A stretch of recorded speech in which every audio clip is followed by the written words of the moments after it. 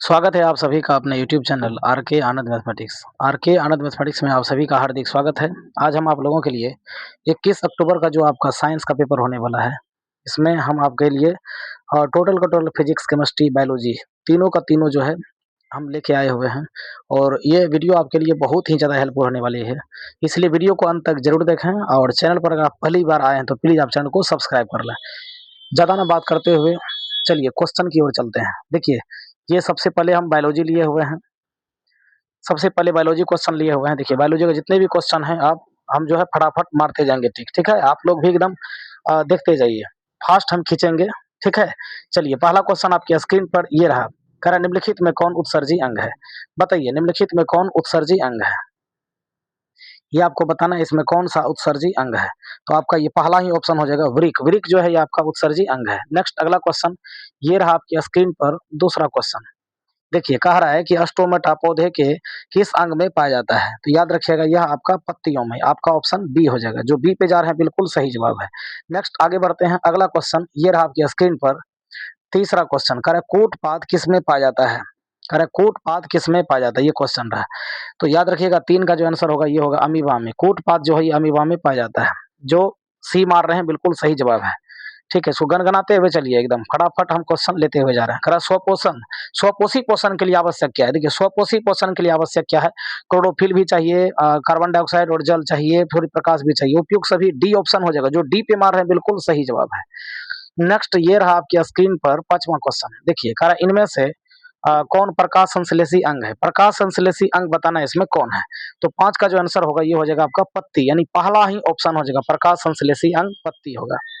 Next अगला question ये रहा आपकी स्क्रीन पर छठा नंबर। कह रहा है खुला परिसंचरण तंत्र किस में पाया जाता है? याद रखिए ये कॉकरोच में पाया जाता है, जिसको तिलचट्टा बोलते हैं हम लोग, कॉकरोच में। ऑप्शन क्या हो जाएगा? बी, बिल्कुल सही। जो बी मार रहे हैं बिल्कुल सही जवाब है। कमेंट पे कम ध्यान हम देंगे और हम जो है क्वेश्चन पे ज्यादा ध्यान देंगे। ठीक है, क्योंकि हमें जो है कम ही समय में ज्यादा क्वेश्चन जो है ना रिवीजन करना है। ठीक है, फटाफट बताइए 7 नंबर का आंसर। देखिए, कह रहा है प्रकाश संश्लेषी अंग कौन है? तो याद रखिएगा हरित लवक है, यानी बी ऑप्शन हो जाएगा आपका। ठीक है, नेक्स्ट अगला क्वेश्चन ये रहा आपकी स्क्रीन पर आठवां क्वेश्चन। कह रहा पादप में फ्लोएम संवाहक होता है। तो याद रखिएगा ये क्या होता है? फ्लोएम भोजन का संवाहक होता है। क्या होता है? भोजन का संवाहक, यानी पहला ही ऑप्शन हो जाएगा ए। चलिए अगला क्वेश्चन ये रहा आपकी स्क्रीन पर नौवां क्वेश्चन। देखिए क्या कह रहा है, इनमें किसके द्वारा अमीबा में भोजन अंतःग्रहण होता है? तो याद रखिएगा अमीबा में कूटपाद के द्वारा, यानी पहला ऑप्शन हो जाएगा कूटपाद के द्वारा अंतःग्रहण होता है।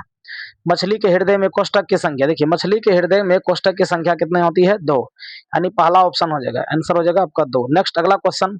देखिए, रक्त का थक्का बनना सहायक होता है। देखिए, रक्त का थक्का बनना सहायक कौन होता है? रक्त बिंबाणु होता है, यानी आपका सी ऑप्शन हो जाएगा। जो सी पे जा रहे हैं बिल्कुल सही जवाब है। रक्त में आयरन की कमी से, देखिए रक्त में आयरन की कमी से होने वाला रोग। देखिए, रक्त में आयरन की कमी से यह आपका एनीमिया होता है, यानी आपका सी ऑप्शन होगा। देखिए, हम कमेंट पे कम ध्यान दे रहे हैं। ठीक है, हम क्वेश्चन पे ज्यादा ध्यान दे रहे हैं, क्योंकि आपको कम ही समय में ज्यादा क्वेश्चन ताकि हल हो पाए। चलिए ये बताइए, शरीर में भोजन का पचना किस प्रकार की अभिक्रिया है? चलिए गनगनाते हुए चलिए। देखिए, हम आपका बी हो जाएगा ऑप्शन, यानी ऑक्सीकरण। ठीक है, ऑक्सीकरण अभिक्रिया याद रखिएगा।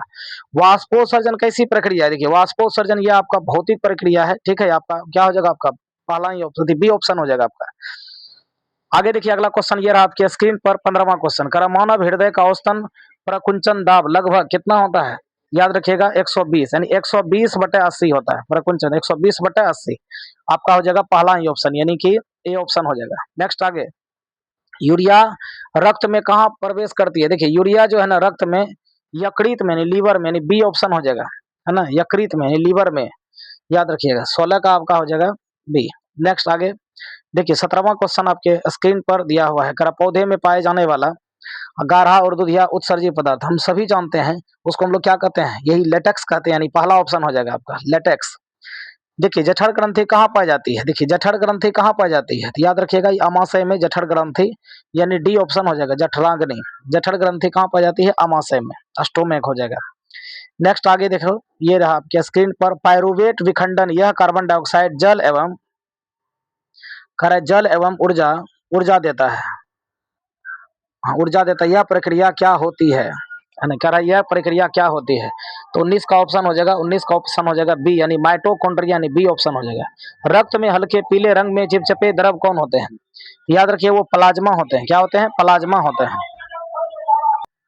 चलिए आगे बढ़ते हैं। आपका 21 नंबर का क्वेश्चन देखिए क्या कर रहा है। कह रहा है प्रकाश संश्लेषण प्रक्रिया में ऑक्सीजन बाहर निकालता है। तो ऑक्सीजन बाहर निकालता है कौन? देखिए प्रकाश संश्लेषण प्रक्रिया में ऑक्सीजन जल से जो है ना बाहर निकलता है। आपका पहला ऑप्शन हो जाएगा। जो बी पे जा रहे हैं वो ए पे जा रहे हैं, बिल्कुल सही जवाब है। नेक्स्ट आगे बढ़ते हैं।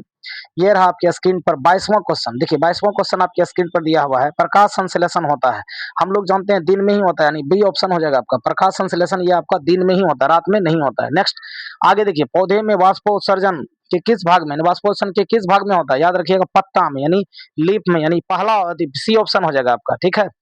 24वां क्वेश्चन देखिए, भोजन कार्य शरीर में भोजन का पचना किस प्रकार की अभिक्रिया? शरीर में भोजन का पचना यह आपका उपचयन अभिक्रिया, यानी पहला ऑप्शन हो जाएगा।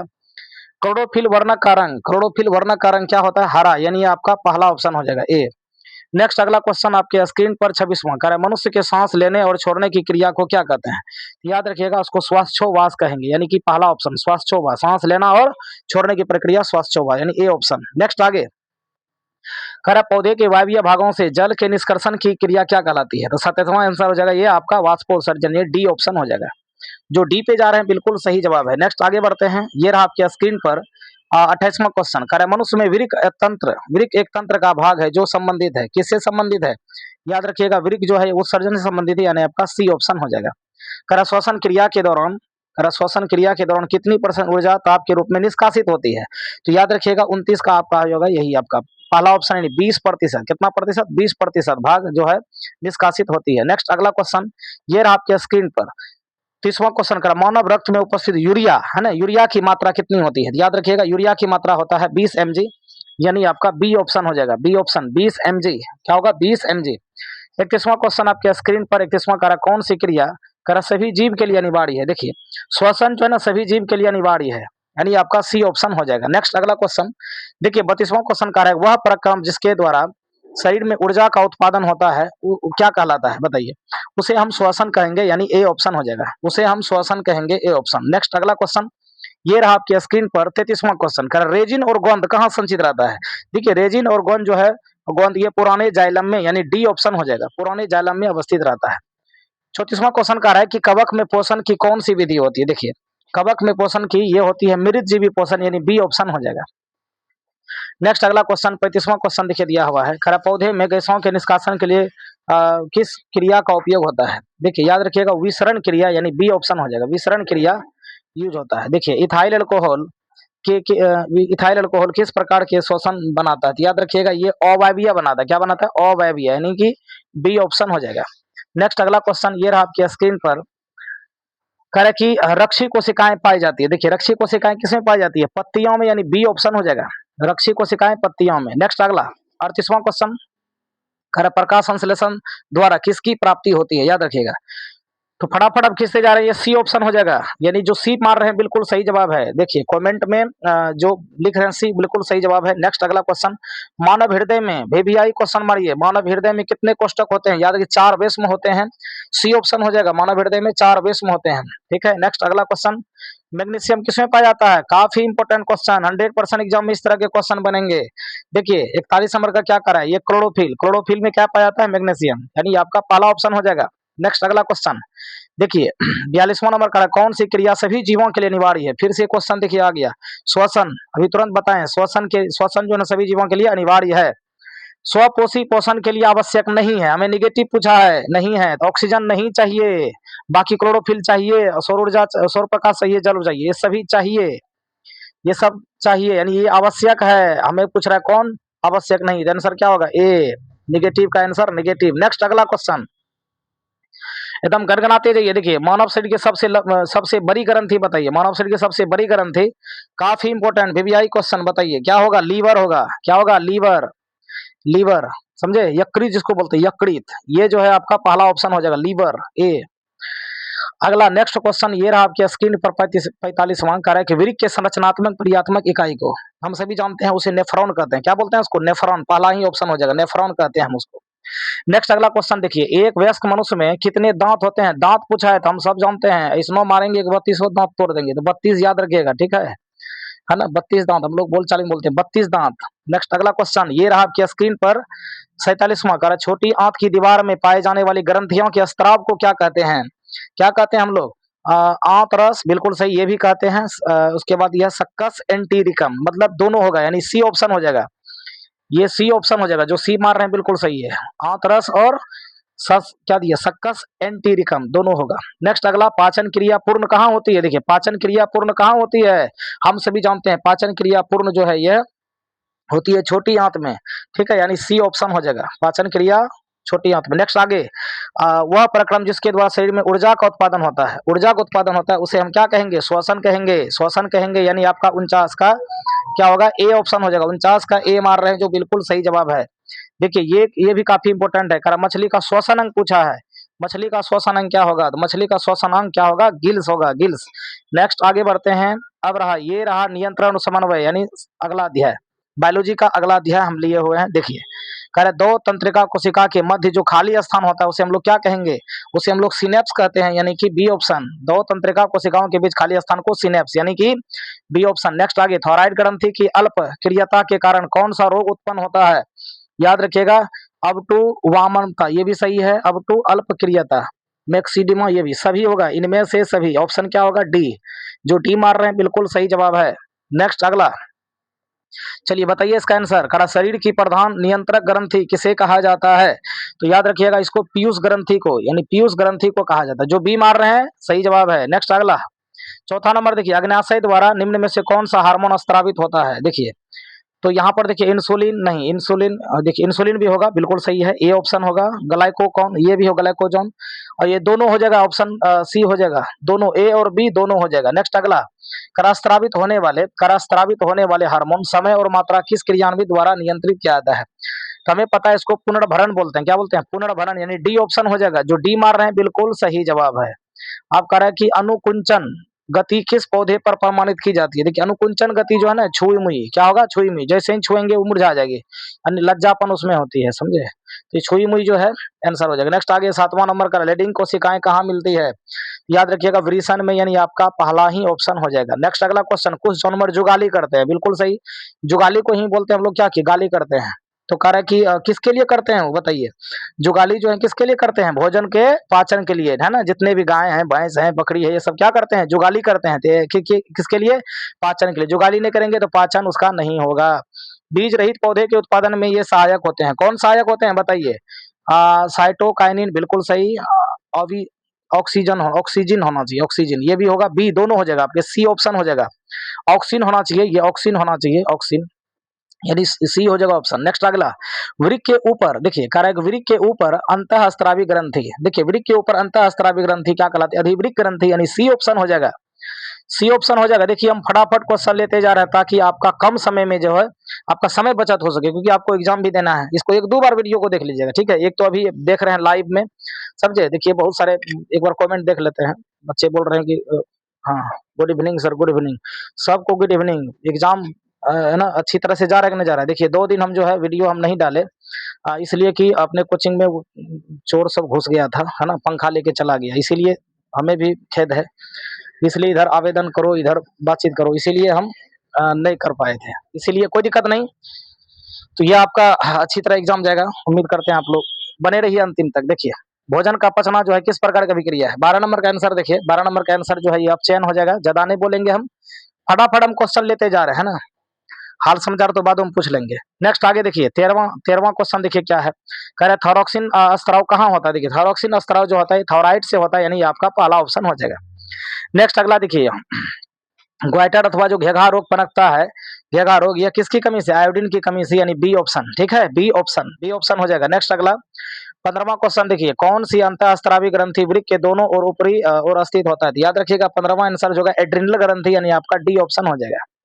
नेक्स्ट अगला क्वेश्चन क्वेश्चन देखिए, कह रहा है कि कौन सा पादप नियंत्रक फल बेचने वाले द्वारा उपयोग किया जाता है? 17 नंबर का देखिए, 17 नंबर का आंसर हो जाएगा आपका इथिलीन। क्या होगा? इथिलीन। इथिलीन जो है ना, ये वो फलों को बेचने वाले जो है इसका उपयोग करते हैं, फल को पकाने के लिए इसका उपयोग करते हैं, ठीक है? आप बताइए, कारण निम्नलिखित में कौन सा पादप हार्मोन, देखिए पादप हार्मोन का नाम पूछा है, पादप हार्मोन जो है ये साइटोकाइनिन है, यानी डी ऑप्शन हो जाएगा, साइटोकाइनिन, डी ऑप्शन। नेक्स्ट अगला क्वेश्चन ये रहा आपके स्क्रीन पर, अधिकतर पादप नियंत्रण उत्पन्न होते हैं, अधिकतम पादप नियंत्रण उत्पन्न होते हैं कहां पर? तो याद रखिएगा ये बढ़ते तने के अग्रभाग पर, बिल्कुल सही, ये भी होगा, बढ़ती जड़ के अग्र, बिल्कुल सही, दोनों हो गए, यानी कि सी ऑप्शन हो जाएगा। जो सी मार रहे हैं बिल्कुल सही जवाब है। आगे देखिए कह रहा है कि जीवों में ध्वनि ग्रहण करने के लिए संवेदी अंग क्या है? देखिए ध्वनि ग्रहण करने के लिए संवेदी अंग जो है ना श्रवणग्राही कहते हैं। क्या कहेंगे? श्रवणग्राही। ध्वनि ग्रहण हम लोगों का श्रवणग्राही कौन है? तो ये कौन है? हम लोग किससे काने से ना सुनते हैं। तो आप देखिए बहुकोशिकीय जीवों में निम्न में से किस प्रकार का समन्वय पाया जाता है? तो याद रखिएगा 21 का हो जाएगा ये आपका रासायनिक समन्वय और तंत्रिका दोनों हो जाएगा, यानी ये आपका सी ऑप्शन हो जाएगा। जो सी मार रहे हैं बिल्कुल सही जवाब है।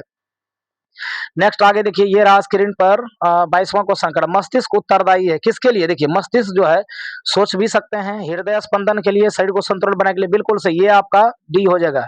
जो डी मार रहे हैं बिल्कुल सही जवाब है। हृदय मस्तिष्क जो है हमारे लिए सभी के लिए उपयोगी है। नेक्स्ट आगे निम्नलिखित में कौन सा पादप हार्मोन है? बताइए निम्नलिखित में कौन सा पादप हार्मोन है? याद रखिएगा ये साइटोकाइनिन जो है पादप हार्मोन है।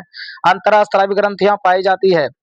तो अंतःस्रावी ग्रंथियां किसमें पाई जाती है? नलिका विहीन। ये क्या होती है? नलिका विहीन होती है। ऑप्शन क्या होगा? ए। नेक्स्ट अगला क्वेश्चन प्रतिवर्ती चाप बनते हैं। देखिए प्रतिवर्ती चाप बनते हैं कहाँ बनते हैं?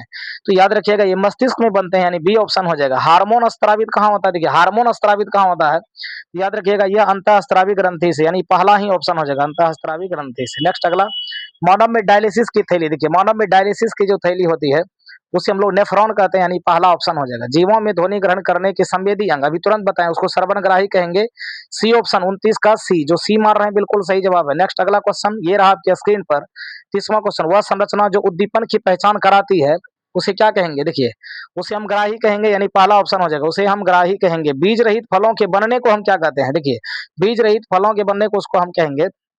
तो 31 का हो जाएगा अग्र प्रभाविता। क्या बोलेंगे? बीज रहित फलों के बनने की प्रक्रिया को अग्र प्रभाविकता कहेंगे, यानी सी ऑप्शन हो जाएगा। नेक्स्ट अगला क्वेश्चन ये रहा आपके स्क्रीन पर 32वां क्वेश्चन कर पत्तियों का मुरझाना किस पादप हार्मोन के कारण संभव हो पाता है? याद रखना ये हो जाएगा जेब्रेलिन दिया है ना, एब्सेसिक अम्ल, यानी सी ऑप्शन हो जाएगा 32 का सी। इंसुलिन की कमी से इंसुलिन की कमी के कारण कौन सा रोग? देखिए इंसुलिन की कमी से यही मधुमेह जिसको बोलते हैं डायबिटीज है ना, इसी को डायबिटीज बोलते हैं। कंफ्यूज नहीं कीजिएगा। डायबिटीज जो बीमारी होती है वो किसके कारण? मधुमेह यदि इंसुलिन की कमी के कारण, चीनी रोग जिसको कहते हैं। नेक्स्ट आगे वृक्क किस तंत्र का भाग? देखिए वृक्क जो है किस तंत्र का भाग है? काफी इंपोर्टेंट है, ये याद रखिएगा सी, यानी उत्सर्जन तंत्र का ये भाग है। निम्नलिखित में कौन सी अनैच्छिक क्रिया नहीं है? निगेटिव पूछा है, कौन सी अनैच्छिक क्रिया नहीं है? देखिए अनैच्छिक क्रिया कौन नहीं? चबाना जो है ये अनैच्छिक क्रिया नहीं है। ऑप्शन क्या हो जाएगा? बी। अनैच्छिक क्रिया कौन नहीं है? तो बी चबाना। करापोन्स मेडुला और अनुमस्तिष्क ये क्या है? किसका हिस्सा है? बताइए। याद रखिएगा मध्य मस्तिष्क का हिस्सा है, यानी कि बी ऑप्शन हो जाएगा मध्य मस्तिष्क। जड़ का अधोगामी वृद्धि। देखिए जड़ का अधोगामी वृद्धि जो है गुरुत्वानुवर्तन, यानी बी ऑप्शन हो जाएगा गुरुत्वानुवर्तन, बी ऑप्शन। जो बी पे जा रहे हैं बिल्कुल सही जवाब। नेक्स्ट अगला करा पादप हार्मोन जिसको बोलते हैं साइटोकाइनिन सहायक होता है। किसके लिए सहायक होता है? तो याद रखिएगा ये साइटोकाइनिन जो है ये सहायक होता है प्रोड़ों के अग्रभाग की लंबाई के वृद्धि के लिए। और मस्तिष्क का कौन सा भाग शरीर के स्थिति और संतुलन क्या दिया? संतुलन का अनुरक्षण का कार्य करती है। तो याद रखिएगा 39 का ये हो जाएगा आपका सी ऑप्शन अनुमस्तिष्क हो जाएगा। ठीक है। नेक्स्ट अगला ये रखिए जीव जनन कैसे करते हैं? अगला चैप्टर, अगले चैप्टर की ओर हम चले गए हैं। देखिए पहला करा है पुरुषों में यौवारंभ के लक्षण। देखिए हम लोग सभी जानते हैं ये जो है ना सब कोई दाढ़ी मोछ आता है ना। अगर कोई पुरुष अगर यौवन आरंभ हो गया उसका कंठ फूट जाता है, मांसपेशियों को भर जाना, ठीक है, आवाज का भारीपन, ये सभी हो जाएगा ऑप्शन है ना। तो पुरुषों में ये लक्षण है यौवन आरंभ के। ठीक है। और महिलाएं में क्या है? स्तन का बढ़ना, उसके बाद आवाज पतलापन हो जाना। ठीक है। तो ये सब उनके लक्षण है।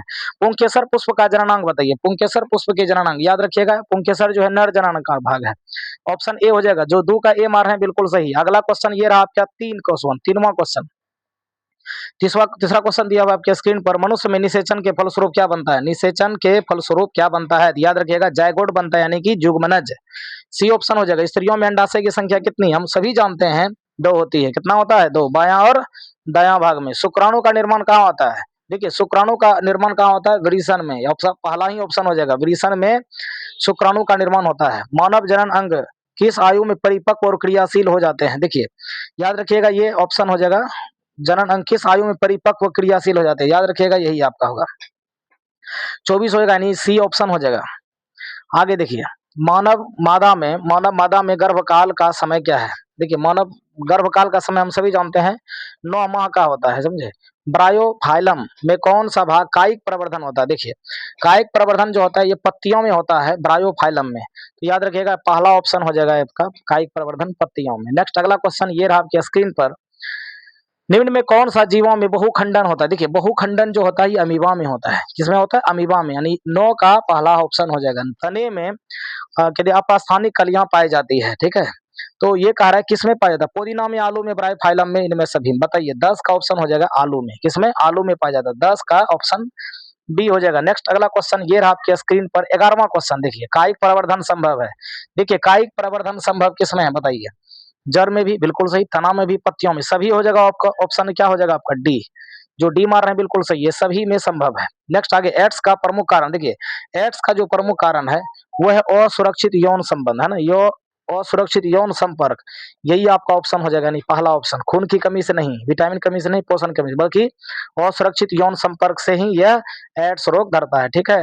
Acquired immunodeficiency syndrome. नेक्स्ट अगला ये रहा आपके स्क्रीन पर गतिशील 13वां क्वेश्चन। गतिशील जनन कोशिका को नर युग्मक और जिस जनन कोशिका, उसे जनन कोशिका को क्या कहेंगे? देखिए याद रखिएगा उसको मादा युग्मक कहते हैं। गतिशील जनन कोशिका में नर युग्मक और जिस जनन कोशिका का क्या होता है? देखिए जिस कोशिका का, कोशिकाओं का भोजन का संचय, देखिए भोजन का भंडार संचित रहता है उसे हम लोग मादा युग्मक कहेंगे, यानी आपका डी ऑप्शन हो जाएगा। 13 के बाद अब 14 नंबर का देखिए। 14 नंबर का क्वेश्चन कह रहा है लैंगिक जनन में आवश्यक होती है। देखिए लैंगिक जनन में आवश्यक क्या होती है? देखिए लैंगिक जनन में दोनों चाहिए, नर और मादा दोनों चाहिए, तभी लैंगिक जनन होगा, ठीक है। तो लैंगिक जनन में नर और मादा दोनों चाहिए, सी ऑप्शन। कह रहा है एक जीवों में प्रजनन की विधि। देखिए एकल जीवों में, सिंगल पेरेंट में, इसको क्या करेंगे? सिंगल पेरेंट में तो क्या होगा? विखंडन में भी, विखंडन में भी, विजांड संघ, बिल्कुल सही है, डी ऑप्शन हो जाएगा। ये सभी हो जाएगा। ऑप्शन क्या होगा? डी, सभी। नेक्स्ट अगला पंखुड़ियों का रंग अधिकतर क्या होता है? पंखुड़ियों का रंग अधिकतर क्या होता है? 16 का आंसर हो जाएगा बी, यानी हरा होता है। शुक्राणुओं का मोचन कहाँ होता है? देखिए शुक्राणुओं का मोचन कहाँ होता है? याद रखिएगा बी, शुक्रवाहिका में, यानी बी ऑप्शन। नेक्स्ट अगला क्वेश्चन, माँ के रुधिर में पोषण। देखिए माँ के रुधिर में पोषण मिलता है, तो माँ के रुधिर में पोषण कहाँ मिलता है? भ्रूण को मिलता है, यानी पहला ऑप्शन हो जाएगा। इनमें कौन अलैंगिक जनन की एक विधि है? देखिए इनमें पूछ रहा है कि इनमें कौन अलैंगिक जनन की विधि है, तो 19 का ऑप्शन हो जाएगा आपका। विखंडन में भी, विकुलन में भी, बीजाणुजनन, बिल्कुल तीनों है, सभी हो जाएगा, यानी डी ऑप्शन हो जाएगा आपका। ये सभी आंसर हो जाएगा। नेक्स्ट अगला, जनन कितने प्रकार के? हम सभी जानते हैं जनन 2 प्रकार के, लैंगिक और अलैंगिक। लैंगिक और अलैंगिक। निषेचन के फलस्वरूप अंडाशय की दीवारें क्या बनाती है? तो याद रखिए अंडाशय की दीवारें ये फल बनाती है। ऑप्शन क्या होगा? 21 का बी ऑप्शन। नेक्स्ट अगला क्वेश्चन ये रहा आपके स्क्रीन पर 22वां क्वेश्चन। निषेचन की क्रिया किस जीव में मुख्यतः होती है? देखिए निषेचन की क्रिया जो है किस जीव में मुख्यतः होती है? तो याद रखना है यह पुष्पी पादप और जंतुओं में होती है, यानी सी ऑप्शन हो जाएगा। अब यहाँ अगला क्वेश्चन दिखे दिया, स्त्री के सर के आधारीय भाग को क्या कहते हैं? देखिए स्त्री के सर के आधारीय भाग को क्या कहते हैं? याद रखना है कि स्त्री के सर के आधारीय भाग को हम लोग अंडाशय कहते हैं, यानी बी ऑप्शन हो जाएगा। परागकोश किसमें पाया जाता है? देखिए परागकोश पाए जाते हैं। देखिए परागकोश जो है ये परागकण में पाए जाते हैं, यानी सी ऑप्शन हो जाएगा, ठीक है। नेक्स्ट अगला क्वेश्चन कह रहा है पुष्पी पादपों में लैंगिक जनन। देखिए पुष्पी पादपों में लैंगिक जनन क्या होता है? फूलों द्वारा होता है ना, फूलों द्वारा लैंगिक जनन होता है, ठीक है। मुकुलन द्वारा प्रजनन किसमें हो? देखिए मुकुलन द्वारा प्रजनन जो है इष्ट में होता है। एकदम वीवीआई मारिए, ये सब क्वेश्चन एकदम वीवीआई मारिए, वेरी वेरी इंपॉर्टेंट क्वेश्चन, यानी बी ऑप्शन हो जाएगा। नेक्स्ट अगला क्वेश्चन ये रहा आपके स्क्रीन पर 27वां क्वेश्चन। इसमें कह रहा है कि निम्नलिखित में कौन एक लिंगी पादप का उदाहरण है? देखिए एक लिंगी पादप कौन है? इसमें पपीता है ना, एक पपीता क्या है? एक लिंगी पादप है। अब देखिए यहाँ पर मानव मादा के जनन तंत्र का कौन भाग नहीं है? तो मानव मादा तंत्र का कौन इसमें भाग नहीं है? देखिए शुक्रवाहिका जो है ना ये किसका भाग है? नर जनन तंत्र का, नर जनन तंत्र का। तो यहाँ कह रहा है कौन नहीं है, तो निगेटिव का आंसर निगेटिव होगा। बाकी ये है गर्भाशय है, अंडाशय भी है, डिंबवाहिनी भी है, तो आंसर क्या होगा? सी। सी जो है नर जनन तंत्र। यहाँ पूछा है कौन? मादा जनन, तीनों है, ये सी ऑप्शन नहीं है, ऑप्शन सी। नेक्स्ट अगला खरा, मानव मादा में निषेचन कहाँ होता है? देखिए हम सभी जानते हैं मानव मादा में निषेचन कहाँ होता है? फेलोपियन ट्यूब में। किसमें? बोलो, फेलोपियन, फेलोपियन ट्यूब में, है ना, फेलोपियन ट्यूब में, यानी फेलोपियन ट्यूब को ही बोलते हैं हम लोग अंडवाहिनियां। क्या बोलेंगे? अंडवाहिनियों में। क्या होगा? अंडवाहिनियों में होती है, याद रखिएगा, डी ऑप्शन हो जाएगा आपका। नेक्स्ट अगला, द्विखंडन किसमें होता है? काफी इंपॉर्टेंट, देखिए द्विखंडन पूछ रहा है किसमें होता है? याद रखिएगा अमीबा में होता है, पहला ऑप्शन। फूलों में नर प्रजनन अंग होता है, बताइए किसमें होता है? तो पुंकेसर में, यानी ए ऑप्शन हो जाएगा, पुंकेसर। नेक्स्ट अगला क्वेश्चन, मुकुलन द्वारा अलैंगिक जनन। देखिए मुकुलन द्वारा अलैंगिक जनन होता है, तो याद रखिएगा हाइड्रा में, यानी पहला ऑप्शन हो जाएगा। खंडन द्वारा जनन होता है, खंडन द्वारा जनन किसमें होता है? याद रखना सितारा मछली में, आंसर क्या होगा? बी, सितारा मछली, बी ऑप्शन। नेक्स्ट, तने तने द्वारा कायिक प्रवर्धन। तने द्वारा कायिक प्रवर्धन किसमें होता है? याद रखिएगा, पुदीना में, हल्दी में, अदरक में। बिल्कुल सही, पुदीना उदीना सब आंसर हो जाएगा, डी ऑप्शन हो जाएगा। कायिक प्रवर्धन तीन सभी में होता है, पुदीना में भी, हल्दी अदरक सभी में होगा। ठीक है, पुदीना नाम सुनते हैं तो आप लोगों को हंसी आता होगा, है ना। देखो किसे दांत दिखा रहा है। 35 नंबर देखिए क्या क्वेश्चन है। 35 में कह रहा है परागकोश में होता है, तो परागकोश में हम सभी जानते हैं परागकण होता है, यानी डी ऑप्शन। पुदीना बहुत प्रचलित ना है। चलिए मजाक नहीं करेंगे, डायरेक्ट हम क्वेश्चन की ओर चलते हैं। बताइए 36 नंबर का करा, हाइड्रा में प्रजनन की विधि निम्नलिखित में कौन है? बताइए। याद रखिएगा मुकुलन। ठीक है, एकदम गनगनाते चलिए, गनगनाते चलिए। देखिए पहला क्वेश्चन कर रहा है कि लिंग गुणसूत्र का पूर्ण जोड़ा किसमें पाया जाता है? याद रखिएगा ये, देखिए लिंग गुणसूत्र का पूर्ण जोड़ा जो है स्त्री में पाया जाता है, एक्स एक्स पाया जाता है ना। पुरुष में क्या पाया जाता है? X Y. ठीक है, तो स्त्री में रहता है एक्स एक्स गुण सूत्र, एक्स एक्स गुण सूत्र रहता है, तो ऑप्शन आपका बी हो जाएगा। जो बी पे जा रहे हैं बिल्कुल सही जवाब है। ऋतु अस्त्राव या रजो धर्म का समय, देखिए हम सभी जानते हैं रजो धर्म का समय 2 से कितना दिन? 8 दिन का होता है, यानी कि ए ऑप्शन हो जाएगा। और अंतराल कितना कितना दिन के अंतराल पर? अंतराल पूछे, याद रखिएगा ये 28 दिन के अंतराल पर, 28 दिन के ये अंतराल पर होता है। ठीक है, लेकिन ये अवधि समय पूछे कितना रजो धर्म का दिया, 2 से 8 दिन। नेक्स्ट अगला, मादा जनन तंत्र में दोनों अंडवाहिनियां संयुक्त होकर एक लचीली थैली जैसी बनाते, उसे क्या कहेंगे? देखिए, तो उसे हम लोग गर्भाशय कहेंगे, है ना।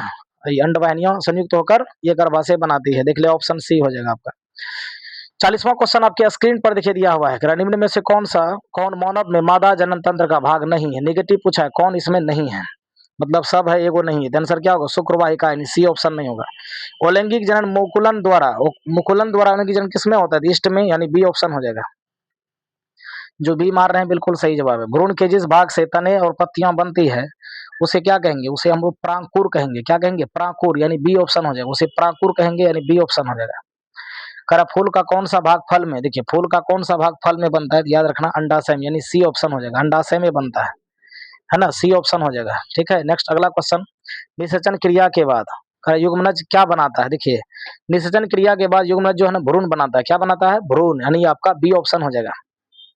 नेक्स्ट अगला, पुंकेसर के अग्रभाग को, देखिए पुंकेसर के अग्रभाग को हम लोग कहेंगे वर्तिकाग्र कहेंगे। क्या कहेंगे? वर्तिकाग्र, वर्तिका नहीं वर्तिकाग्र, गो पर रेफ होगा, वर्तिकाग्र। सी ऑप्शन हो जाएगा। वैसे परिवर्तन जो जीवों के नियंत्रण से बाहर होते हैं वो क्या कहलाते हैं? 46 का ऑप्शन हो जाएगा निकेत।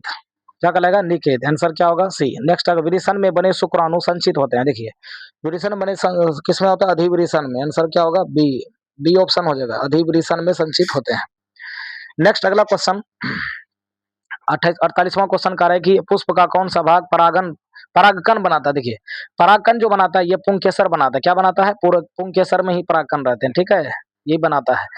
49वां नंबर देखिए क्वेश्चन दिया है, मनुष्यों में नर जनन अंग निम्नलिखित में कौन अंग है? कौन है बताइए? 49 का आंसर क्या होगा? वृषण भी होगा, शुक्रवाहिका, है ना। मनुष्य के नर जनन अंग जो है मूत्र मार्ग भी होगा, सभी होगा। ऑप्शन क्या होगा? डी, बिल्कुल सही। स्त्रियों में यौवन आरंभ के लक्षण, देखिए इससे पहले भी बताए थे। स्तनों में वृद्धि, ये भी होगा। क्या दिया है? नियतांबों का उभरना, ये भी सही है। रजोधर्म का प्रारंभ सीख है, ये ऑप्शन क्या होगा? डी, सभी आंसर हो जाएगा आपका, है ना, सभी आंसर। नेक्स्ट अगला देखिए, अगला अध्याय देखिए, अगला अध्याय अनुवांशिकता एवं जैव विकास। पहला क्वेश्चन देखिए आपके स्क्रीन पर देखिए दिया हुआ है। पहला क्वेश्चन का अवशेषी अंग का उदाहरण है। देखिए अवशेषी अंग उदाहरण है कर्ण पल्लव की पेशियां, बिल्कुल सही। पुच्छ परिशिकाएं, ये भी सही है। निषेचक पटल, ये भी है। ऑप्शन क्या होगा? डी, यानी सभी जो है अवशेषी अंग है। कौन अंग है? अवशेषी अंग, डी ऑप्शन। नेक्स्ट अगला क्वेश्चन ये रहा आपके स्क्रीन पर, वे अंग जिनकी उत्पत्ति तथा मूल रचना में समानता हो लेकिन उनकी बाह्य रचना में परिवर्तन न हो तो उसे क्या कहेंगे? उसे हम समजात अंग कहेंगे। क्या कहेंगे? उसे समजात अंग कहेंगे। तो आपका ऑप्शन हो जाएगा ए, पहला ही ऑप्शन हो जाएगा। नेक्स्ट अगला कह रहा है, किसने प्रमाण दिया कि जीन गुणसूत्र एक भाग है? कह रहा है, किसने प्रमाण दिया कि जीन गुणसूत्र एक क्या है? भाग है। तो याद रखिएगा 3 का जो आंसर हो जाएगा ये हो जाएगा ही 1902 में टी बॉबरी, WN सट्टन, यानी कि आपका सी ऑप्शन हो जाएगा, 3 का सी। 4 का देखते हैं, फ्रेडरिक मिसर। क्या कह रहा है? फ्रेडरिक मिसर, देखिए क्या कह रहा है? कह रहा है फ्रेडरिक मिसर ने न्यूक्लिक अम्ल, न्यूक्लिक नाम किसने दिया था? तो 4 का ऑप्शन हो जाएगा ए, पहला ही ऑप्शन होगा नाभिक अम्ल। क्या होगा? नाभिक अम्ल।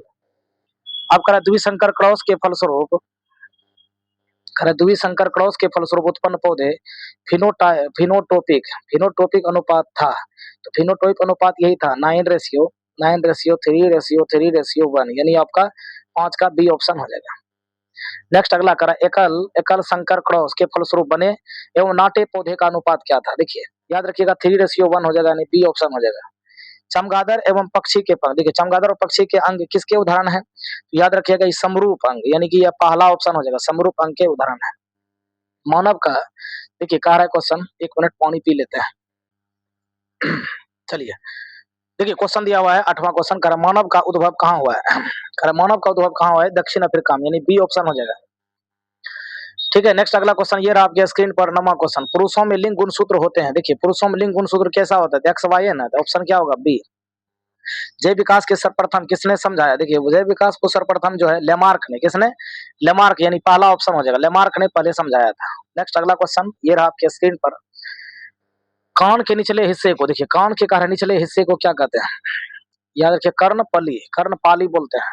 कान के निचले पल्ले को हम लोग कर्णपाली बोलते हैं, यानी कि ए ऑप्शन। नेक्स्ट अगला क्वेश्चन ये रहा, वंशागत नियमों का प्रतिपादन। देखिए वंशागत नियमों का प्रतिपादन ग्रेगर जॉन मेंडल, यानी डी ऑप्शन हो जाएगा। नेक्स्ट अगला क्वेश्चन, प्राकृतिक वर्ण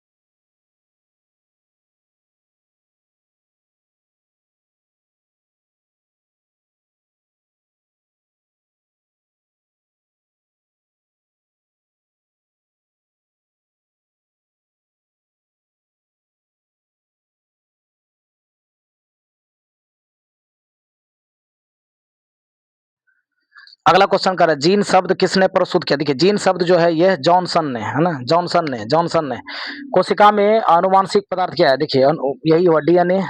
डीएनए जो है आनुवांशिक पदार्थ है, यानी पहला ऑप्शन हो जाएगा आपका। नेक्स्ट अगला क्वेश्चन ये रहा। देखिए प्रकाश परावर्तन, ये फिजिक्स का पहला चैप्टर देखिए आ गया, फिजिक्स का पहला चैप्टर आ गया आपके स्क्रीन पर। देखिए पहला क्वेश्चन देखिए दिया हुआ है स्क्रीन पर, निर्गत किरण और अभिलंब के बीच बने, निर्गत किरण और अभिलंब के बीच बने कौन को हम निर्गत कौन कहेंगे, यानी सी ऑप्शन। किस लेंस के द्वारा केवल काल्पनिक प्रतिबिंब बनता है, काल्पनिक प्रतिबिंब किसमें, हम सभी पढ़े हैं अवतल दर्पण में, कौन में, अवतल लेंस में, लेंस की बात कर रहा है, अवतल लेंस में, बी ऑप्शन हो जाएगा। काल्पनिक प्रतिबिंब हमेशा कैसा बनता है, तो सीधा बनता है, काल्पनिक प्रतिबिंब हमेशा सीधा, और उल्टा प्रतिबिंब वास्तविक प्रतिबिंब बनता है, ठीक है। तो काल्पनिक प्रतिबिंब हमेशा सीधा बनता है, यानी बी ऑप्शन हो, ए ऑप्शन हो जाएगा। सर्च लाइट का परावर्तक सतह है, देखिए सर्च लाइट का परावर्तक सतह क्या होता है, अवतल होता है, बी ऑप्शन। नेक्स्ट अगला क्वेश्चन ये रहा आपके स्क्रीन पर, पांचवा कर, एक उत्तल लेंस की क्षमता एक डायोप्टर है, उसकी लेंस क्षमता की फोकस दूरी क्या होगी, याद रखिएगा प्लस 100 सेंटीमीटर होगा। अगर लेंस की क्षमता अगर एक डायोप्टर है तो इसका क्या होगा, 100 सेंटीमीटर हो जाएगा, याद रखना है इनको, 100 सेंटीमीटर। दाढ़ी बनाने के लिए, देखिए दाढ़ी बनाने के लिए किस दर्पण का उपयोग, दाढ़ी बनाने के लिए हम लोग अवतल दर्पण का सहारा लेते हैं, सी ऑप्शन हो जाएगा।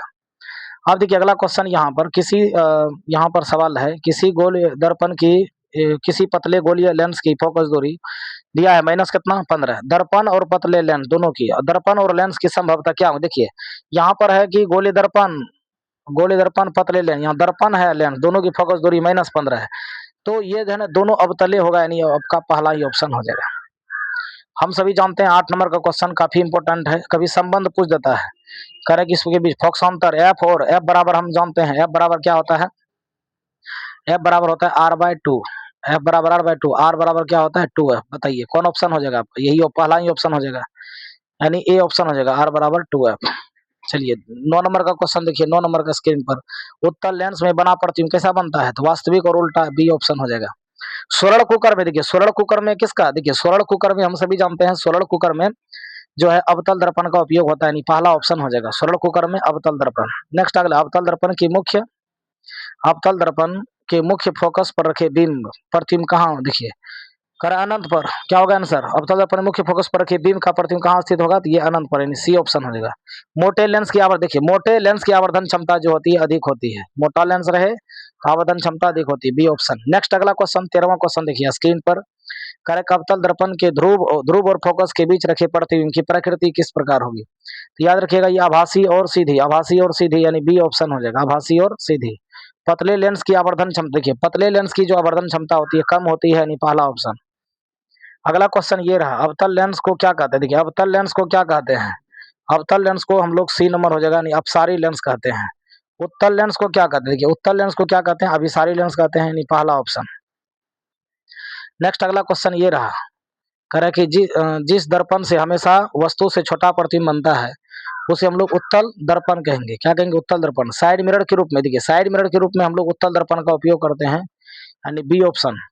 आगे देखिए अगला क्वेश्चन ये रहा आपके स्क्रीन पर 19वां क्वेश्चन, करा फोटोग्राफी कैमरा का विदृश्यक होता है, तो याद रखिएगा 19 का जो आंसर हो जाएगा, 19 का आपका यही होगा, आपका ए ऑप्शन हो जाएगा, यानी कि उत्तल लेंस, उत्तल लेंस।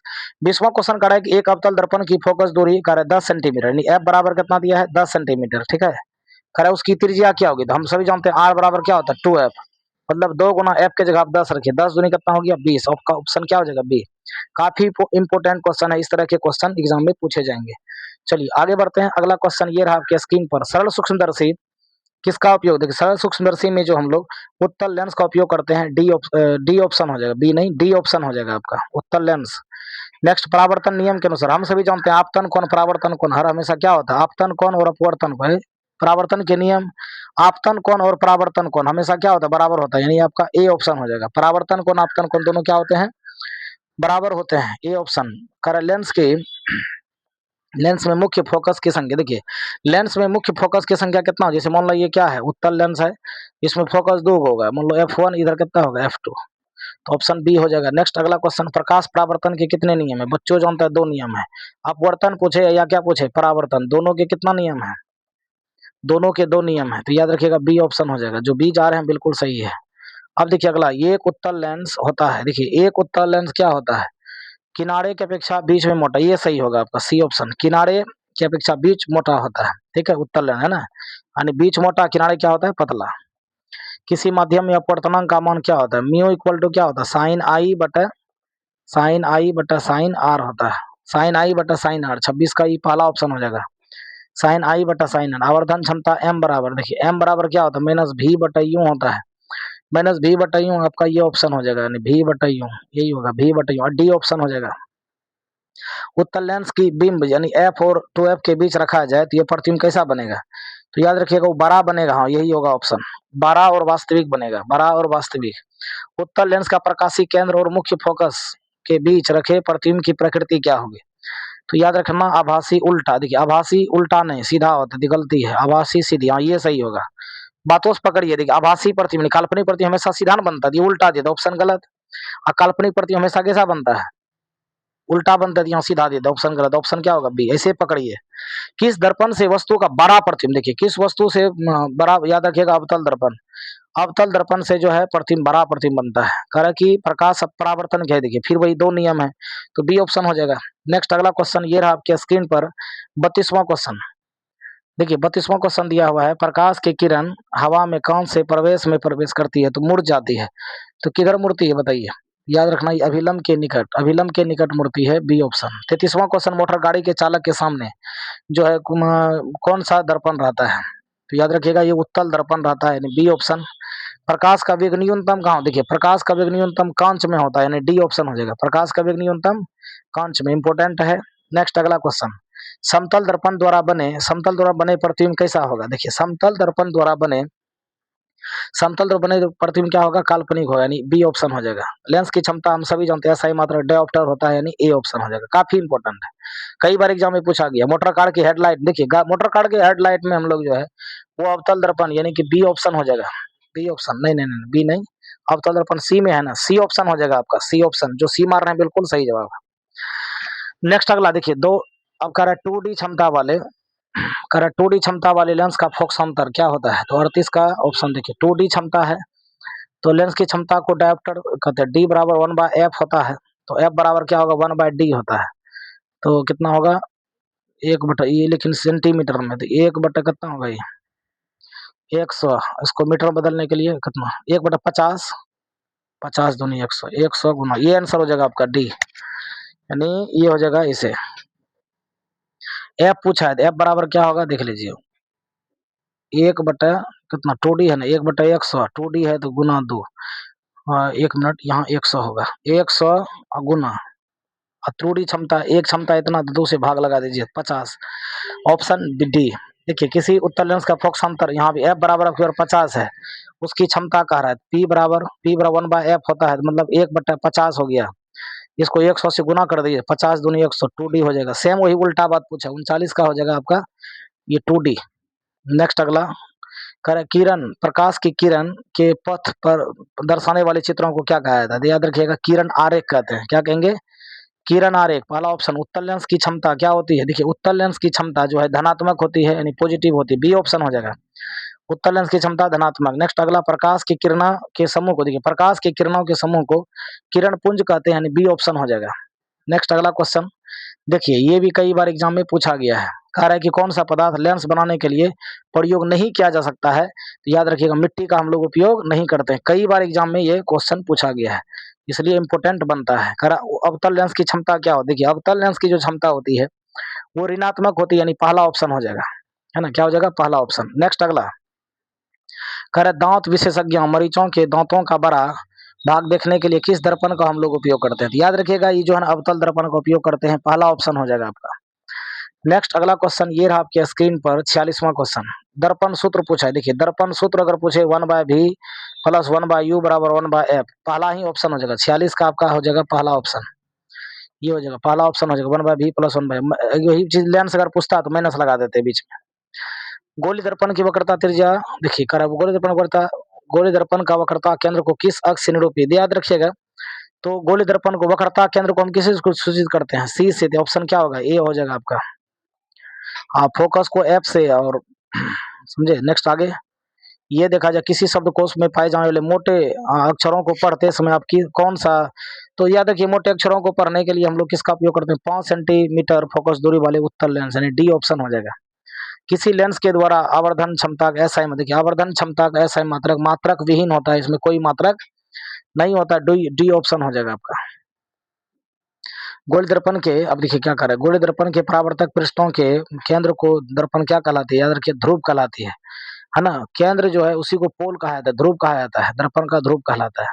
मानव नेत्र, ये अगला अगला देखिए फिजिक्स का अगला चैप्टर देखिए क्या कर रहा है, कह रहा सिग्नलों का व्यवहार कहाँ होता है। सिग्नलों का, देखिए सिग्नलों का व्याख्या जो है ये मस्तिष्क में होती है। कोई तरह का सिग्नल जो है मस्तिष्क ही देता है। अभिनेत्र लेंस की फोकस दूरी में परिवर्तन किसके द्वारा किया जाता है, तो याद रखिएगा ये अभिनेत्र लेंस में फोकस दूरी ये पक्षमाभी द्वारा, पक्षमाभी द्वारा यानी सी ऑप्शन। एकदम फटाफट हम क्वेश्चन लेते हुए जा रहे हैं। आप बताइए निकट दृष्टि दोष को दूर करने के लिए किस लेंस का उपयोग किया जाता है। काफी जबरदस्त क्वेश्चन, अवतल लेंस का उपयोग करते हैं, बी ऑप्शन हो जाएगा। ठीक है, निकट दृष्टि दोष, देखिए निकट दृष्टि दोष उत्पन्न होने वाला क्या कारण है, देखिए कारण की बात करें ना तो कारण की बात हो रही तो अभिनेत्र लेंस की वक्रता त्रिज्या, बिल्कुल सही, यही पहला ही ऑप्शन हो जाएगा। अभिनेत्र लेंस की वक्रता त्रिज्या क्या होती है, बढ़ जाती है। क्या होती है, वक्रता त्रिज्या बढ़ जाती है, इसीलिए यह दोष होता है। कॉर्निया के पीछे, देखिए कॉर्निया के पीछे एक संरचना होती है, देखिए कॉर्निया के पीछे जो संरचना होती है उसी को ही हम लोग क्या बोलेंगे, परितारिका, यानी डी ऑप्शन हो जाएगा। उसे क्या बोलेंगे, परितारिका कहेंगे, यानी डी ऑप्शन। नेक्स्ट अगला क्वेश्चन, कॉर्निया के पीछे क्या है, फिर से वही कॉर्निया के पीछे जो काले रंग का जो काले रंग का पेशियों का समुच्चय होता है, याद रखिएगा इसको परितारिका कहते हैं, यानी कि ए ऑप्शन। नेक्स्ट अगला अगला देखिए सातवां क्वेश्चन आपके स्क्रीन पर दिया हुआ है, कह रहा है दीर्घ दृष्टि दोष होने का कारण। देखिए दीर्घ दृष्टि दोष होने का कारण जो है ये आपका क्या है, देखिए अभिनेत्र लेंस की फोकस दूरी का अत्यधिक हो जाना, यानी बढ़ जाना, ये आपका क्या हो जाएगा, ये आपका डी ऑप्शन हो जाएगा। 7 का हो जाएगा डी ऑप्शन, 7 का जो डी मार रहे हैं सही जवाब है। कह रहे दूरदृष्टि वाली आंखों साफ साफ देख सकती है, ठीक है, क्या देख सकती है, तो 8वां क्वेश्चन हो जाएगा निक दूर की वस्तुओं, देखिए दूर दृष्टि दोष वाला दूर को साफ साफ देख सकती है, नजदीक को नहीं देख सकती है, समझे। बहुत बच्चा कंफ्यूज कर जाता है, दूर वाले को दूर दिखता है, साफ साफ दिखता है, नजदीक वाले को, निकट दृष्टि दोष वाले को नजदीक दिखता है। ठीक है, नेक्स्ट अगला कर कौन सा रंग खतरे का संकेत, सब कोई जानते हैं, एक बच्चा भी बता देगा, खतरे का संकेत लाल रंग, खतरे का संकेत लाल रंग, सी ऑप्शन। विद्युत सिग्नल, देखिए विद्युत सिग्नल कौन उत्पन्न करता है, देखिए विद्युत सिग्नल कौन उत्पन्न करता है, याद रखिएगा प्रकाश सुग्राही, यानी बी ऑप्शन हो जाएगा, प्रकाश सुग्राही हो जाएगा। नेत्र में प्रवेश करने वाले, देखिए नेत्र में क्या कह रहा है, नेत्र में प्रवेश करने वाले प्रकाश किरणों का अधिकांश अपवर्तन कहाँ होता है, तो याद रखिएगा ये कॉर्निया के बाहरी पृष्ठ पर, यानी सी ऑप्शन हो जाएगा।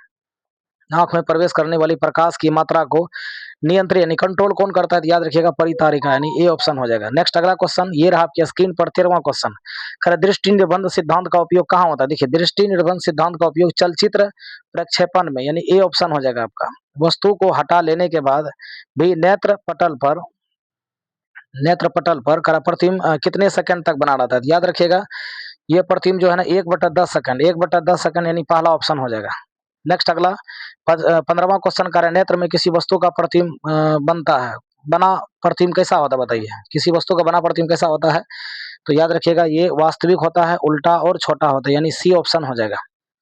एक स्वस्थ मानव नेत्र के लिए निकट और दूर बिंदु, देखिए निकट बिंदु जो है 25 सेंटीमीटर और दूर बिंदु क्या होता है, अनंत होता है, तो देखिए किस ऑप्शन में है, तो याद रखिएगा 25 और अनंत, ये आपका डी ऑप्शन हो जाएगा, क्या होगा, डी ऑप्शन। नेक्स्ट अगला क्वेश्चन ये रहा आपके स्क्रीन पर 17वां क्वेश्चन, कर जरा दृष्टि दोष से पीड़ित व्यक्तियों का उपचार किस प्रकार के लेंस में किया जाता है, याद रखिएगा बायफोकल, यानी बी ऑप्शन हो जाएगा। अपने लेंस की फोकस दूरी को बदलकर दूर या निकट की वस्तुओं को साफ साफ देख सकते हैं, तो इसी को हम लोग समंजन क्षमता कहेंगे, यानी कि बी हो जाएगा। 18 का क्या हो जाएगा, बी हो जाएगा।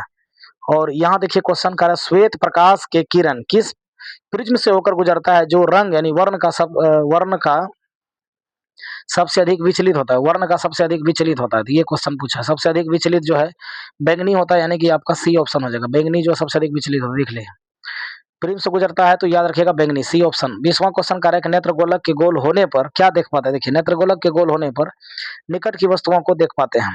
नेक्स्ट अगला क्वेश्चन ये रहा आपके स्क्रीन पर 21वां क्वेश्चन, देखिए 21वां क्वेश्चन दिया हुआ है कि मंद प्रकाश में यानी कम प्रकाश में शिथिलता किसकी शिथिलता से पुतली जो है पूर्ण रूप से फैल जाती है, तो याद रखिएगा ये परितारिका है ना, यही जो है ना क्या करते हैं आंख में जाने वाली प्रकाश की मात्रा को कंट्रोल करता है, तो ऑप्शन क्या होगा, बी। मानव नेत्र के किस भाग में वस्तु का प्रतिबिंब बनता है, तो हम सभी जानते हैं दृष्टि पर, रेटिना पर, डी ऑप्शन हो जाएगा। काफी इंपॉर्टेंट क्वेश्चन है, मानव में रेटिना पर जाके प्रतिबिंबित मानव नेत्र में। नेक्स्ट अगला क्वेश्चन देखिए, कह रहा मानव नेत्र की फोकस दूरी अधिक हो जाने पर कौन सी दृष्टि दोष हो जाता है? याद रखिएगा कि यह दूरदृष्टि दोष हो जाता है, यानी बी ऑप्शन हो जाएगा। तारों का टिमटिमाना, वेरी वेरी इंपॉर्टेंट क्वेश्चन। देखिए तारों का जो टिमटिमाते हैं, तारों का ये प्रकाश के अपवर्तन के सिद्धांत पर, यानी कि आपका पहला ऑप्शन हो जाएगा। अब देखिए यहाँ पर ये नेक्स्ट आगे, जो नेत्र निकट की वस्तुओं को साफ नहीं देख सकता है उसे हम लोग दूरदृष्टि दोष कहते हैं, यानी ए ऑप्शन हो जाएगा। इंद्रधनुष का बनना किस परिघटना पर, काफी इंपॉर्टेंट है, वीवीआई मारिए, तो याद रखिएगा प्रकाश का वर्ण विक्षेपण, यानी सी ऑप्शन हो जाएगा।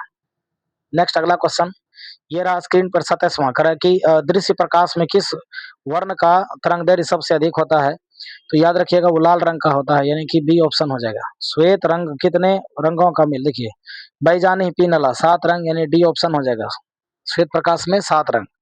नेक्स्ट अगला देखिए, स्पेक्ट्रम की बात कर रहा है। स्पेक्ट्रम को प्राप्त करने के लिए किसका प्रयोग करते हैं? कि स्पेक्ट्रम को प्राप्त करने के लिए हम लोग प्रिज्म का प्रयोग करते हैं। कह रहे जो नेत्र निकट वस्तुओं को स्पष्ट नहीं देख पाता है, जो निकट नहीं देखा जो निकट नहीं देख पाया उसे दूरदृष्टि दोष हुआ। निकट में देखिए, जो निकट को नहीं देख पाता है ना, जो निकट को नहीं देख पाता है, दूर स्पष्ट दिखता है, उसको दूरदृष्टि दोष कहेंगे, यानी पहला ऑप्शन हो जाएगा। कंफ्यूज नहीं कर पाइएगा, समझे कि नहीं? नहीं, नजदीक निकट दृष्टि दोष वाले को जो है नजदीक दिखता है, और दूरदृष्टि दोष वाले को दूर दिखता है, नजदीक नहीं दिखता। तो ऑप्शन पूछ रहा है जो नहीं दिखता है, तो दूरदृष्टि दोष। चंद्रमा पर खड़े व्यक्ति आकाश कैसा कालीन दिखाई देगा, तो ऑप्शन क्या होगा? डी। ऑप्शन क्या होगा? डी। नेत्र की समंजन क्षमता कम हो जाने से क्या होता है? नेत्र की समझ क्षमता अगर कम हो गया तो उसे क्या होगा? निकट दृष्टि दोष। निकट दृष्टि दोष, हाँ, ये आपका पहला ऑप्शन हो जाएगा। नेक्स्ट अगला, हाँ अब देखिए, किस लेंस में किस दृष्टि दोष में किसी भी वस्तु का प्रतिबिंब रेटिना के आगे बनता है? तो याद रखिएगा 33 का यही दूरदर्शिता। एक मिनट सवाल क्या था, और रुकिए। कर नेत्र की समझन क्षमता कम हो जाने से कौन सा रोग? देखिए नेत्र की समझन क्षमता अगर कम होगी ना तो जरा दृष्टि दोष होगा, यानी नो ही नजदीक दिखेगा, नो ही नजदीक, और नो ही नजदीक, नो ही दूर दिखेगा, ठीक है, क्योंकि नेत्र की समंजन क्षमता ही क्या होगी? हट गया है ना, नो ही नजदीक नो ही दूर, तो आंसर क्या होगा आपका? जरा दृष्टि दोष। जरा दृष्टि दोष किसे कहेंगे? नो ही नजदीक दिखे, नो ही दूर दिखे। चलिए, किस दृष्टि दोष में किसी भी वस्तु का प्रतिबिंब रेटिना के आगे बनता है? देखिए रेटिना के आगे, जैसे मान लो ये मानव नेत्र है, अब ये यहाँ गई, ये यहाँ से मिल गया, तो आगे किस में बना था? आगे बना तो निकटे में लगना, निकट हो गया, आंसर क्या होगा आपका? पहला ऑप्शन हो जाएगा। 33 का आपका पहला ऑप्शन हो जाएगा। 34 नंबर का क्वेश्चन देखा जाए। 34 में कह रहा है जो नेत्र दूर की वस्तुओं को स्पष्ट नहीं, देखिए दूर की वस्तुओं को जो स्पष्ट नहीं देख पाता है उसे निकट दृष्टि दोष कहेंगे। देखिए जो दूर नहीं दिखे तो निकट दृष्टि दोष, और दूर दृष्टि दोष वाले को दूर दिखता है, दूर दृष्टि दोष वाले को दूर दिखता है, नजदीक नहीं दिखता है। विभिन्न दूरियों पर है ना वस्तुओं की प्रतिबिंब को फोकस कम करने के लिए देखिए आंख के लेंस की क्षमता परिवर्तित होती है, लेंस की फोकस दूरी परिवर्तित होती है, ये कह रहा है। तो 35वां आंसर हो जाएगा सिलियरी पेशियों द्वारा, यानी कि सी ऑप्शन हो जाएगा। देखिए बहुत सारे बच्चे इसमें कंफ्यूज कर जाते हैं, निकट क्या है? देखिए निकट दृष्टि दोष में, निकट दृष्टि दोष ऐसे ही समझिएगा, ट्रिक ये है, निकट दिख रहा है ना, यानी निकट दिखता है, निकट दृष्टि दोष में निकट दिखता है, निकट दिखता है, और दूर दूर नहीं दिखेगा, ठीक है। आज जब पूछेगा ना दूरदृष्टि दोष बताओ, दूरदृष्टि दोष क्या है, तो दूरदृष्टि दोष वाले को उल्टे बात होगा, दूर जो है दूर दूर दिखता है, दूर दूर दिखता है, हाँ दूर दिखता है, और नजदीक नजदीक नहीं दिखता, बस इतना ट्रिक याद रखिएगा। तो यहाँ पूछ रहा है कौन? दूर नहीं, यानी दूर की वस्तु को नहीं देख पाता, दूर जब नहीं दिखे, देखो दूर जब नहीं दिखे तो क्या होगा? निकट में निकट, दूर नहीं दिखे, दूर की वस्तु को नहीं दिखे तो निकट ही दिख सकते। 34 का ऑप्शन क्या होगा भाई? बी ऑप्शन हो जाएगा। आगे देखिए 36वां क्वेश्चन कह रहा है कि किस कोलाइड विलयन में ये लंबित कणों से प्रकाश के प्रकीर्णन को क्या कहा जाता है? देखिए ये टिंडल प्रभाव कहा जाता है, यानी सी ऑप्शन हो जाएगा। निम्न में किस दृष्टि दोष में नेत्र को क्रिस्टलीय लेंस धुंधला अपारदर्शी हो जाता है? तो याद रखिएगा मोतियाबिंद में हो जाता है। चलिए अगला क्वेश्चन देखिए, ये रहा आपके स्क्रीन पर 38वां क्वेश्चन देखिए स्क्रीन पर दिया हुआ है। कह रहे मानव नेत्र में उपस्थित लेंस, देखिए मानव नेत्र में जो है ना उत्तल लेंस रहता है, यानी आपका पहला ही ऑप्शन हो जाएगा। मानव नेत्र में क्या होगा? उत्तल लेंस, यानी पहला ऑप्शन 38 का ए हो जाएगा, 38 का ए। चलिए 39वां क्वेश्चन देखिए आपके स्क्रीन पर दिया हुआ है। निकट दृष्टि दोष वाले व्यक्ति को चश्मे में क्या होता है, देखिए उसको अवतल लेंस चाहिए। अगर निकट दृष्टि दोष हो गया तो अवतल लेंस चाहिए, यानी बी ऑप्शन हो जाएगा। समान नेत्र की दूर बिंदु जो है ना अनंत पर होता है, यानी डी ऑप्शन हो जाएगा। नेक्स्ट अगला 41वां नंबर क्वेश्चन देखिए क्या कर रहा है। 41वां कह रहा है कि आकाश का रंग नीला जो है किसके कारण, देखिए आकाश का नीला रंग जो है प्रकाश के प्रकीर्णन के कारण, यानी कि बी ऑप्शन हो जाएगा। प्रकाश के किस रंग के तरंग दैर्घ्य सबसे कम होता है, देखिए सबसे कम अगर तरंग दैर्घ्य की बात करें तो याद रखिए वो बैंगनी रंग का होता है, यानी ए ऑप्शन हो जाएगा। नेक्स्ट अगला क्वेश्चन, प्रिज्म से प्रकाश कर रहा है, प्रिज्म से प्रकाश की घटनाएं घटती है, तो याद रखिएगा ये प्रिज्म से जो है प्रकाश का वर्ण विक्षेपण, यानी सी ऑप्शन हो जाएगा। नेक्स्ट है दीर्घ दृष्टि के निवारण के लिए उपयोग किया जाता है, दीर्घ दृष्टि दोष के निवारण के लिए उत्तल लेंस, यानी कि बी ऑप्शन हो जाएगा, बी ऑप्शन हो जाएगा। स्पेक्ट्रम में किस रंग के किरण का विचलन या झुकाव कम होता है, तो याद रखिएगा 45 का आंसर हो जाएगा लाल, आंसर क्या होगा लाल, ए ऑप्शन हो जाएगा। नेक्स्ट अगला, नेत्र गोलक का व्यास, देखिए नेत्र गोलक का अगर व्यास पूछे तो 2.3 सेंटीमीटर, यानी ए ऑप्शन हो जाएगा। किसी माध्यम के छोटे छोटे कणों को निलंबन को क्या कहते हैं, याद रखिएगा उसको कोलाइड कहते हैं, यानी ए ऑप्शन हो जाएगा। यदि किसी वस्तु का प्रतिबिंब रेटिना के पीछे बनता है वह व्यक्ति किस दोष से पीड़ित है, देखिए रेटिना के अगर पीछे बना तो याद रखिएगा उस व्यक्ति को वही दूरदृष्टि दोष है, यानी पहला ऑप्शन हो जाएगा। करे एक साधारणतः प्रिज्म कितने सतहों से घिरा रहता है, याद रखिएगा 5 सतहों से, यानी सी ऑप्शन हो जाएगा। आंख व्यवहार, देखिए आंख किस तरह का व्यवहार करता है, तो याद रखिएगा उत्तल लेंस की तरह करता है, सी ऑप्शन, बी ऑप्शन हो जाएगा। आप देखिए विद्युत अगला देखिए चैप्टर फिजिक्स का अगला चैप्टर विद्युत चैप्टर, देखिए कह सेल के विद्युत वाहक बल का मात्रक क्या, देखिए सेल के विद्युत वाहक बल का मात्रक वोल्ट होता है, यानी बी ऑप्शन हो जाएगा। कह रहा 12 वोल्ट, भी बराबर कितना दिया है 12 वोल्ट, और इसके बीच में कूलम कितना है, सी बराबर कितना दिया है 2, ले जाने में कार्य पूछा है, डब्लू बराबर क्या होगा, तो डब्लू बराबर क्या होगा, तो 12 दूनी कितना होगा 12 गुना 2, डब्लू बराबर भी गुना सी, तो 12 दूनी कितना होगा 24 जूल, यानी कि बी ऑप्शन हो जाएगा। अगला देखिए प्रतिरोध का एसआई मात्रक, हम सभी पढ़े हैं 10th क्लास में, प्रतिरोध का एसआई मात्रक क्या होता है, तो याद रखिएगा ओम ही होता है, 10th क्लास में है ना जी, है ना। तो प्रतिरोध का एसआई मात्रक क्या होता है, ओम होता है, प्रतिरोध का एसआई मात्रक ओम।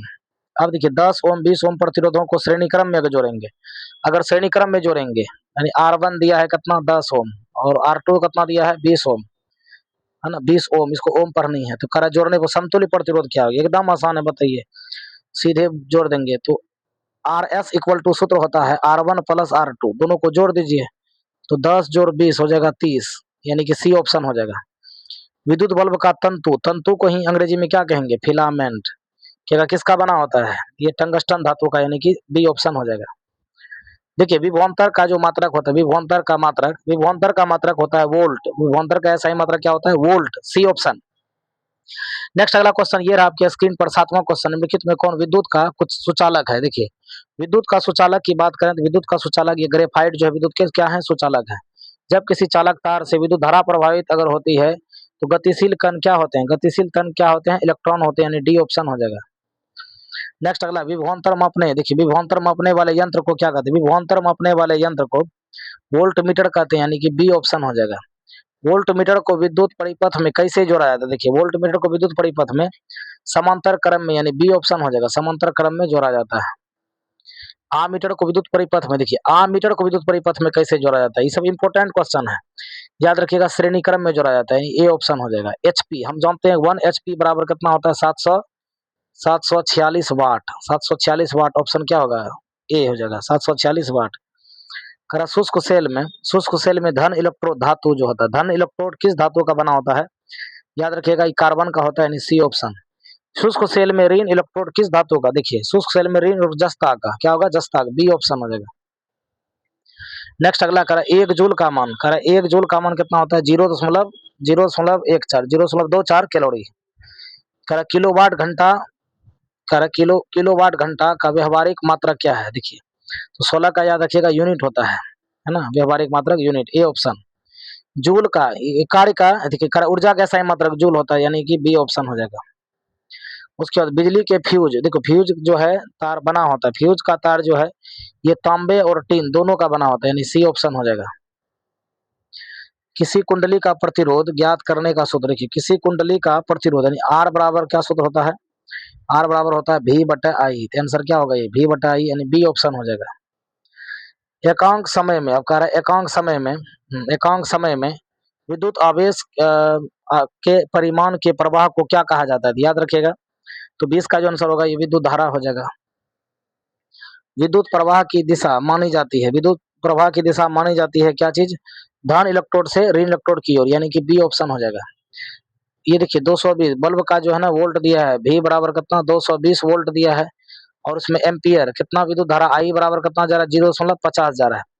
इसमें पूछा है कि कितना विद्युत धारा प्रवाहित होगी, V बराबर आई आर, यानी R बराबर कितना हो, विद्युत शक्ति पूछा है, और विद्युत शक्ति W बराबर V बटा I होता है। तो 220 में 0.5 से भाग दीजिए, 000 ऊपर नक्शा नौ खत्म, 5 दूनी 10 कितना होगा, 5 11 11 दूनी 22, तो 5 चौक 20, 5 चौक 20, 1 मिनट, 220 बटा कितना है 0 पॉइंट कितना 50 ना है, एम्पियर है, मतलब ये आधा समझिए, आधा। तो घटाएंगे तो कितना हो गया 100 ऊपर चल जाएगा, 0 खत्म, 5 दूनी 10 2 हो गया, तो कितना हो गया 0 2 दूनी 4 440, नहीं 440 नहीं, 1 मिनट हो गया। देखिए 220 वोल्ट है और 0.5 एम्पियर, 0.5 एम्पियर का मतलब हो गया बटा कितना हुआ 100, 50 दूनी 100 2, यानी 1/2 गुना कर दीजिए तो 110, ये ऑप्शन डी हो जाएगा आपका, डी होगा ऑप्शन, 110 वाट हो जाएगा आपका। देखिए 33वां क्वेश्चन कर रहा है, किसी विद्युत परिपथ में परिपथ के प्रतिरोध परिवर्तित करने के लिए किस युक्ति का हम लोग उपयोग करते हैं, तो याद रखिएगा 23वां क्वेश्चन जो होगा, देखिए किसी विद्युत परिपथ में प्रतिरोध की परिवर्तित, 1 मिनट रुकिए, प्रतिरोध की किस युक्ति का उपयोग किया जाता है, परिपथ में प्रतिरोध को परिवर्तित करने के लिए धारा नियंत्रक परिवर्तित, दोनों आंसर क्या होगा, बी होगा, सी हो जाएगा, दोनों हो जाएगा आपका। विद्युत धारा, विद्युत धारा के तापीय प्रभाव का प्रयोग किस में नहीं होता है, तो 24वां आंसर हो जाएगा, विद्युत पंखा में नहीं होता है, यानी कि डी ऑप्शन हो जाएगा। किसी विद्युत परिपथ, किसी विद्युत धारा के सतत और बंद परिपथ को, देखिए सतत और बंद परिपथ को हम लोग विद्युत परिपथ कहते हैं, पहला ऑप्शन हो जाएगा। विद्युत चुंबक बनाने के लिए, काफी इंपॉर्टेंट, विद्युत चुंबक बनाने के लिए जो नरम लोहे का उपयोग किया जाता है। अब देखिए समांतर क्रम में कर 10 प्रतिरोधों का जिसका मान कितना है 10 ओम है, 10 ओम है, इसका कारण समतुल्य प्रतिरोध क्या होगा, तो 10 प्रतिरोध यानी 1/10 जोड़ 1/10 जोड़ 1/10, ऐसे अगर जोड़ेंगे तो कुल मिला के देखिए, अगर जोड़ेंगे तो ये कितना होगा, इसी तरह डॉट डॉट डॉट 10 को होगा, तो 10 चल जाएगा ऊपर में, 10 10 खत्म हो जाएगा, तो आंसर क्या होगा 1 ओम, यानी कि सी ऑप्शन हो जाएगा। सबको भिन्न का जोड़ बना लीजिए, 10 बार जोड़ लीजिए, तो आंसर 1 ओम होगा। जिन पदार्थों से विद्युत प्रवाह आसानी से नहीं होता उसे क्या कहेंगे, देखिए आसानी से नहीं होगा उसको विद्युत रोध ही कहेंगे, यानी कि ए ऑप्शन हो जाएगा आपका। जिन पदार्थों में विद्युत धारा मुक्त रूप से हो सकती है उन्हें क्या कहेंगे, विद्युत धारा अगर मुक्त रूप से होगी तो बस बच्चों बता देगा उसे क्या कहेंगे, उसे हम लोग कहेंगे विद्युत चालक, उसे चालक कहते हैं जिसमें आसानी से विद्युत प्रवाह हो। देखिए अगला क्वेश्चन ये रहा 30वां क्वेश्चन, कह रहा है कि विद्युत प्रभावित कर किसी धातु की वस्तु पर अन्य किसी वांछित धातु की परत क्या दिया निक्षेपित करने के प्रक्रम को क्या कहते हैं, तो याद रखिए उसको विद्युत लेपन कहते हैं, ए ऑप्शन हो जाएगा। किसी विद्युत बल्ब में कह 0.5 एम्पियर और 10 मिनट तक प्रभावित की जाए तो विद्युत परिपथ से प्रभावित होने वाले आवेश का परिमाण कितना होगा, तो याद रखिएगा ये 300 कूलम होगा, यानी ऑप्शन क्या होगा ए हो जाएगा आपका, याद रखिएगा इनको। नेक्स्ट अगला बताएंगे तो समय लगेगा, तो बैटरी के किस प्रकार की धारा, देखिए बैटरी से हमें डीसी प्राप्त होती है, यानी कि बी हो जाएगा ऑप्शन, डीसी धारा प्राप्त होती है। यहाँ पे देखिए एकदम गनगनाते चलिए, देखिए V बराबर दिया है 220 वोल्ट और आई बराबर कितना दिया है 2 एम्पियर, तो हमें क्या पूछा है प्रतिरोध, आर बराबर क्या होता है V बटा आई, तो 220 बटा कितना होगा 2, तो हो जाएगा 110 हो जाएगा, ऑप्शन क्या होगा डी हो जाएगा, ऑप्शन डी हो जाएगा। विद्युत धारा उत्पन्न करने की है ना, उत्पन्न करने की युक्ति को क्या कहेंगे, याद रखिए जनित्र कहेंगे, जनरेटर। विद्युत चुंबक है, देखिए फिर वही सवाल, विद्युत चुंबक बनाया जाता है किसके, नरम लोहा के, डी ऑप्शन। विद्युत हीटर की कुंडली, विद्युत हीटर की कुंडली में क्या आती है नाइक्रोम, यानी ए ऑप्शन हो जाएगा नाइक्रोम। किलोवाट घंटा दी, किलोवाट घंटा किसका मात्रक है, याद रखिएगा ये विद्युत ऊर्जा का मात्रक है, यानी सी ऑप्शन हो जाएगा। 1 वोल्ट बराबर, देखिए 1 वोल्ट बराबर होता है जूल प्रति कूलम, यानी कि बी ऑप्शन हो जाएगा। नेक्स्ट अगला क्वेश्चन ये रहा, धारा में आवेश रहते हैं, धारा में आवेश रहते हैं, क्या रहते हैं, गति की अवस्था में रहते हैं। विद्युत अस्थिर विद्युत में आवेश क्या होता है, अस्थिर विद्युत में आवेश जो है ये विराम अवस्था में रहते हैं, पहला ऑप्शन। याद कौन सा पद विद्युत धारा में, विद्युत शक्ति के रूप में निरूपित करते हैं, विद्युत शक्ति बराबर यही होगा आई आर, यानी कि पहला ऑप्शन हो, यहाँ मारले है टिक, ये पहला ऑप्शन हो जाएगा। नेक्स्ट अगला क्वेश्चन ये रहा, 42वां क्वेश्चन कर रहा है कि कौन सा संबंध सत्य है। देखिए संबंध पूछा है तो 42वां आंसर क्या होगा, भी बराबर क्या होता है, भी बराबर आई आर होता है, भी बराबर आई आर, यानी डी ऑप्शन हो जाएगा। आई बटा आर, भी बराबर आई आर, या आर बराबर क्या होता है, भी बटा आई। देखो आर बराबर यही होगा, डी ऑप्शन हो जाएगा, जो डी मार रहे हैं बिल्कुल सही जवाब है। अब देखिए आगे, निम्न में कौन शुद्ध चालक नहीं है, शुद्ध चालक नहीं है, तो ये अशुद्ध लिखा है, अशुद्ध की अध लिखा है, गलत लिखा है क्वेश्चन। होना चाहिए क्या चीज, अशुद्ध होना चाहिए, अशुद्ध। पारा नहीं है, बाकी तीनों है, ये भी है, ये भी है, ये नहीं है, निगेटिव पूछा, निगेटिव आंसर पारा होगा। विद्युत धारा का मात्रक हम सभी जानते हैं, विद्युत धारा कैसे मात्रक क्या होता है, एम्पियर, डी ऑप्शन हो जाएगा।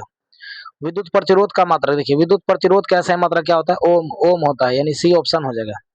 45 के बाद 46वां क्वेश्चन वही करा, वोल्ट प्रति एम्पियर, वोल्ट प्रति एम्पियर प्रसिद्ध करता है, तो ये क्या होगा, ओमेन होगा। हाँ, विद्युत धारा आई बराबर होता है ना, भी बटा आर, तो यही होगा ऑप्शन ओ, सी हो जाएगा आपका। 1 ओम, 2 ओम, 3 ओम है ना, 3 ओम प्रतिरोध को श्रेणी क्रम में अगर जोड़ेंगे, 3 3 6 2 8 1 9 9 कितना हो जाएगा, 3 3 3 2 5 1 6 ओम हो जाएगा। सबको जोड़ दीजिए इसमें, तरह तीनों को श्रेणी क्रम में जोड़ेंगे, सबको जोड़ लीजिए, 1 जोड़ 2 जोड़ 3, तो हो जाएगा कितना, 6 ओम, यानी कि डी ऑप्शन हो जाएगा।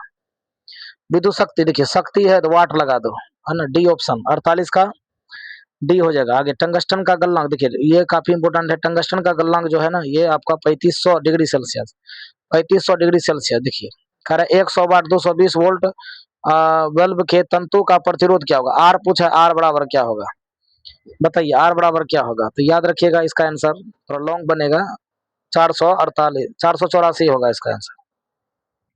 विभव का मात्रक जो है, विभव का मात्रक क्या होता है, विभव का मात्रक याद रखिएगा वोल्ट होता है। हाँ अब देखिए यहाँ कर 100 वाट 220 वोल्ट तंतु का प्रतिरोध, आर यहाँ पूछे, यहाँ भी वही चीज है, आंसर क्या होगा, वही 400, अभी तुरंत बताए हैं। विभव का मात्रक बताइए, 51 का क्या होगा, विभव का जो मात्रक है, विभव का मात्रक होता है वोल्ट। विभवांतर कैसा है मात्रक, देखिए विभवांतर का भी मात्रक क्या होता है, वोल्ट, डी होगा। विभव रे विभवांतर रे वोल्टे होता है। आवेश का ऐसा ही मात्रक हम लोग सभी जानते हैं, क्या होता है, कुलाम होता है। आवेश का ऐसा मात्रक क्या होता है, कुलाम, यानी डी ऑप्शन। उसके बाद 54 नंबर का क्वेश्चन कर एक एमीटर के स्केल पर 0 तथा 2 एम्पियर 20 विभाग हैं, इसके अल्पतांक मान का क्या होगा, तो याद रखिएगा 54 का अल्पतांक मान पूछा है, तो याद रखिएगा इसके अल्पतांक मान हो जाएगा यही 0.1 एम्पियर, 0.1 एम्पियर, पहला ऑप्शन। विभवांतर का फिर वही, विभवांतर का मात्रा क्या होता है, वोल्ट, सी ऑप्शन हो जाएगा।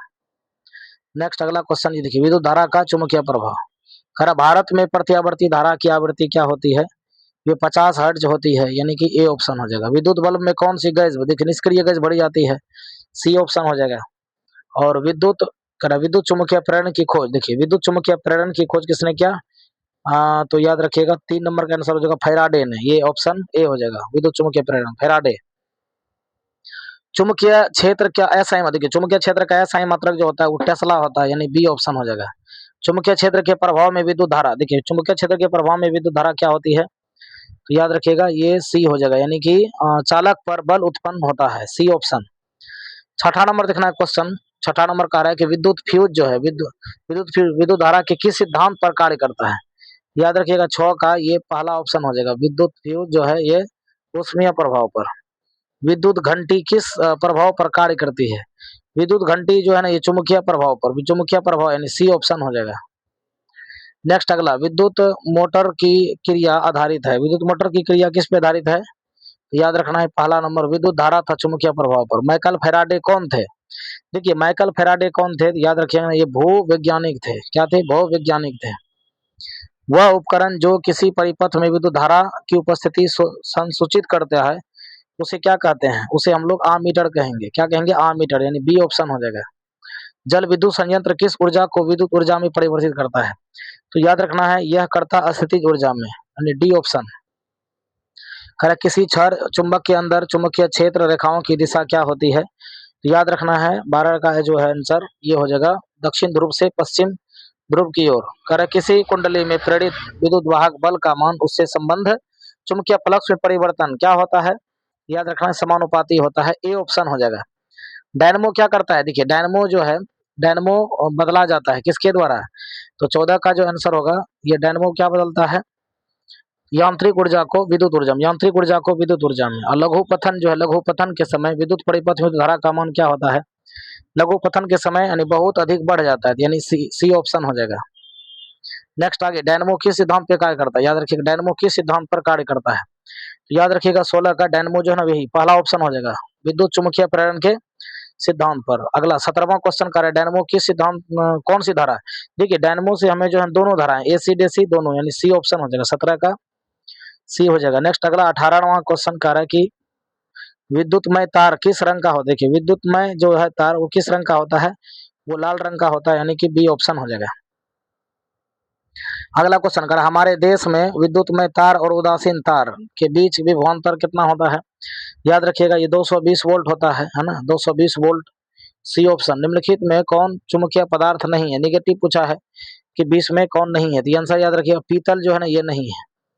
नेक्स्ट अगला क्वेश्चन ये रहा स्क्रीन पर 21वां क्वेश्चन, दी गई वोल्टता के स्रोतों से जुड़े चालक में प्रति सेकंड उत्पन्न उष्मा होती है।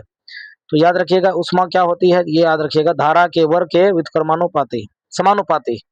घरेलू विद्युत परिपथ में उदासीन तार का रंग क्या? देखिए उदासीन तार का रंग जो है ना ये काला होता है।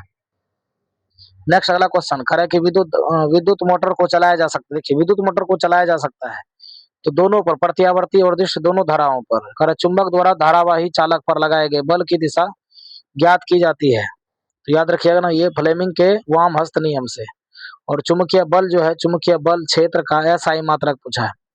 तो 25 का आंसर होगा यही न्यूटन प्रति एम्पियर, न्यूटन प्रति एम्पियर, बी ऑप्शन। पृथ्वी का विभव क्या होता है? देखिए पृथ्वी का विभव क्या होता है? शून्य होता है, यानी कि सी ऑप्शन हो जाएगा। नेक्स्ट अगला क्वेश्चन ये रहा चुंबकीय क्षेत्र के एक राशि, ऐसी राशि है जिसमें होते हैं क्या? ऐसी राशि है जिसमें होते हैं क्या? होते हैं परिमाण और दिशा दोनों होते हैं, ऑप्शन क्या होगा? सी, जिसमें परिमाण और दिशा दोनों, इन सदिश राशि है। कह 1 किलोवाट घंटा किसके बराबर होता है? देखिए 1 किलोवाट घंटा जो है 3.6 इंटू 10 टू द पावर 6 होना चाहिए, 3.6 into 10 to the power 6 joule के बराबर होती है, ऑप्शन क्या होगा? सी। नेक्स्ट अगला क्वेश्चन ये रहा आपके स्क्रीन पर 29वां क्वेश्चन। 29वां क्वेश्चन देखिए विद्युत धारा के कारण उत्पन्न चुंबकीय क्षेत्र की दिशा ज्ञात की जाती है, याद रखें फ्लेमिंग के वाम हस्त नियम से। अब देखिए 13वां विद्युत धारा के क्या दिया? विद्युत धारा के चुंबकीय प्रभाव। भारत में उत्पादित प्रत्यावर्ती धारा की आवृत्ति क्या होती है? याद रखिए 50 हर्ट्ज होती है। विद्युत बल्ब के अंदर गैस जो भरी रहती है कौन सा गैस भरी रहती है? निष्क्रिय गैस, यानी सी ऑप्शन।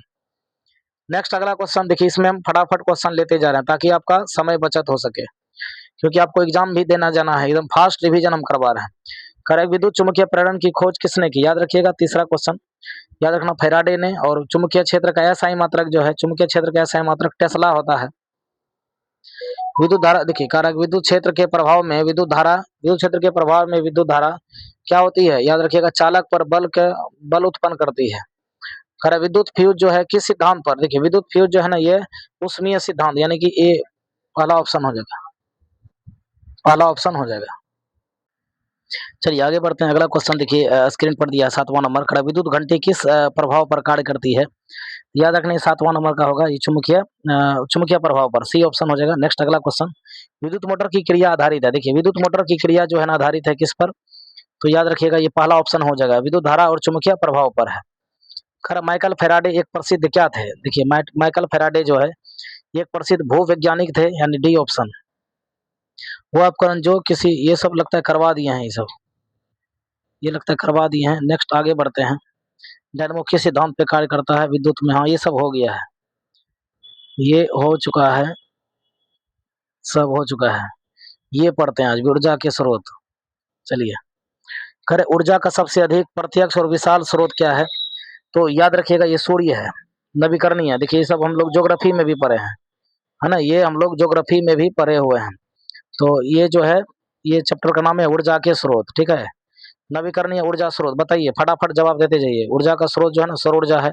गोबर गैस किस प्रकार की ऊर्जा, देखिए गोबर गैस जो है ये आपका बायोगैस है, ये क्या है, बायोगैस है, बी ऑप्शन। नेक्स्ट अगला क्वेश्चन, कार्य करने की क्षमता को सब कोई जानते हैं कि कार्य करने की क्षमता को हम लोग क्या कहते हैं, ऊर्जा कहते हैं, यानी सी ऑप्शन। जीवाश्म ईंधन ऊर्जा के हैं, बताइए जीवाश्म ईंधन ऊर्जा के क्या है, और नवीकरणीय स्रोत हैं। सौर ऊर्जा को विद्युत ऊर्जा में परिवर्तित करती है, क्या करती है, सौर ऊर्जा, सौर सेल। पवनों का दे, देखिए पवन का ही देश कहा जाता है डेनमार्क को, सी ऑप्शन हो जाएगा। सब ज्योग्राफी में ये क्वेश्चन मिलेंगे। आपका बांध के द्वारा स्थापित टरबाइन ज्वारीय ऊर्जा को किस रूप में, देखिए ज्वारीय ऊर्जा को ये विद्युत ऊर्जा में बदलता है। सौर ऊर्जा, सौर सेल बनाने के लिए किसका उपयोग करते हैं, देखिए सौर सेल बनाने के लिए हम लोग सिलिकॉन का उपयोग करते हैं, डी ऑप्शन हो जाएगा। नाभिकीय विखंडन को नियंत्रित करने वाले प्रयुक्त कौन होते हैं, तो कैडमियम, क्या होगा 10 का ऑप्शन, ये सी हो जाएगा, कैडमियम की क्षय।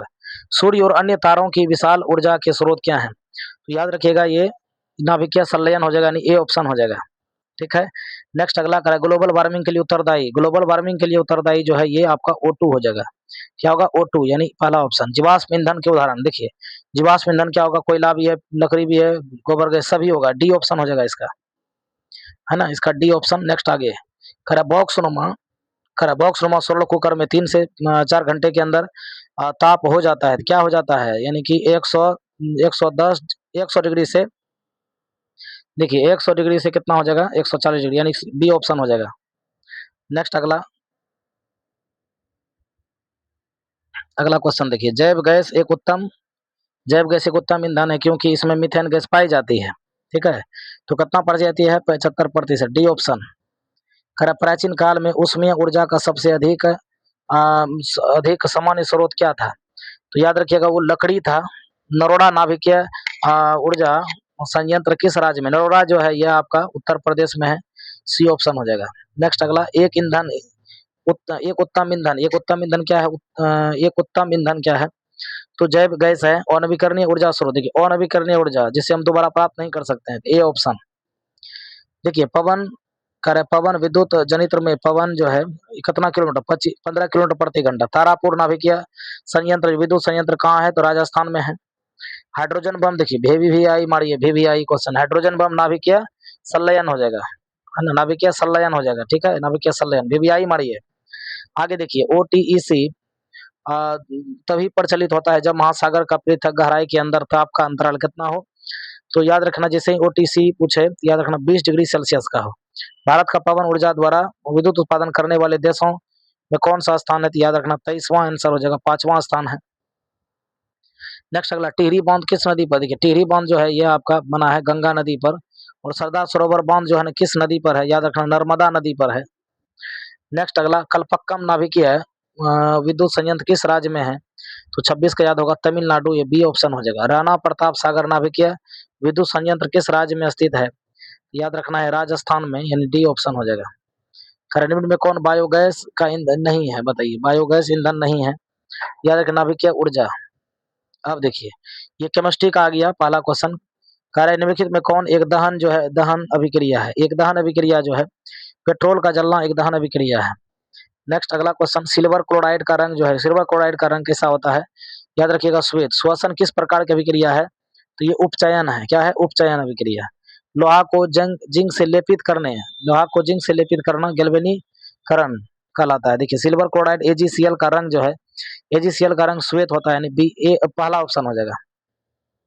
नाइट्रोजन ऑक्साइड यानी NO2 धुएं का रंग क्या होता है, NO2 धुएं का रंग जो है भूरा होता है, ए ऑप्शन। निम्नलिखित में कौन समीकरण संतुलित है, देखिए इसमें Fe एगो ये गो, Cl यहाँ 2 गो 3 गो, ये ऑप्शन गलत होगा, तो ये ऑप्शन हो जाएगा। देखिए यहाँ N ये गो, यहाँ 2 गो है, 2 गो यहाँ N है, H एकदम सही है, बी ऑप्शन हो जाएगा। संतुलित देखना है कि दोनों जगह जो है तत्व, दोनों बगल तत्व बराबर होना चाहिए, है ना, तभी वो संतुलित होगा।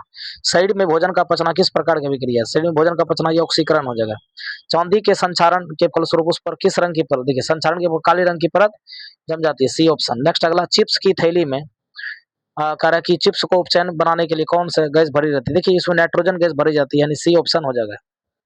11वां क्वेश्चन देखिए, कह रहा है कि यहाँ पर लोह लोह चूर्ण तनु HCl यानी हाइड्रोक्लोरिक अम्ल डालने पर क्या होता है, तो याद रखिएगा 11वां क्वेश्चन हो जाएगा, यानी पहला ऑप्शन यानी हाइड्रोजन गैस और आयरन क्लोराइड बनता है। 12 नंबर का करा कि यह समीकरण जो है क्या है, ये किस प्रकार समीकरण, देखिए H2 प्लस Cl2 तो हो गया HCl, तो यह क्या हो गया, ये मिल गया ना, दोनों जुड़ के ये हो गया, तो संयोजन अभिक्रिया हो गया। जब जुड़ जाए तो संयोजन और जब अलग हो जाए वियोजन। 12वां नंबर कह रहा है CuO प्लस H2, ये कह रहा है किस प्रकार की अभिक्रिया है, तो बताइए, ये आंसर हो जाएगा उपचयन अभिक्रिया है। निम्नलिखित में कौन समीकरण संतुलित है, संतुलित को हमें पहचानना है। Mg एगो एगो O दूगो एगो, ये गलत है। Cl2 ये भी गलत है, ये भी गलत, ये आंसर हो जाएगा डी, ये संतुलित समीकरण डी ऑप्शन। 15वां क्वेश्चन किस प्रकार की, देखिए कार्य किस प्रकार की अभिक्रिया है, तो याद रखिएगा ये ऑक्सीकरण अभिक्रिया है ना, ऑक्सीजन यहाँ जुड़ गया तो ऑक्सीकरण हो गया। दूध से दही बनना में कौन सा परिवर्तन, याद रखना रासायनिक परिवर्तन है, बी ऑप्शन।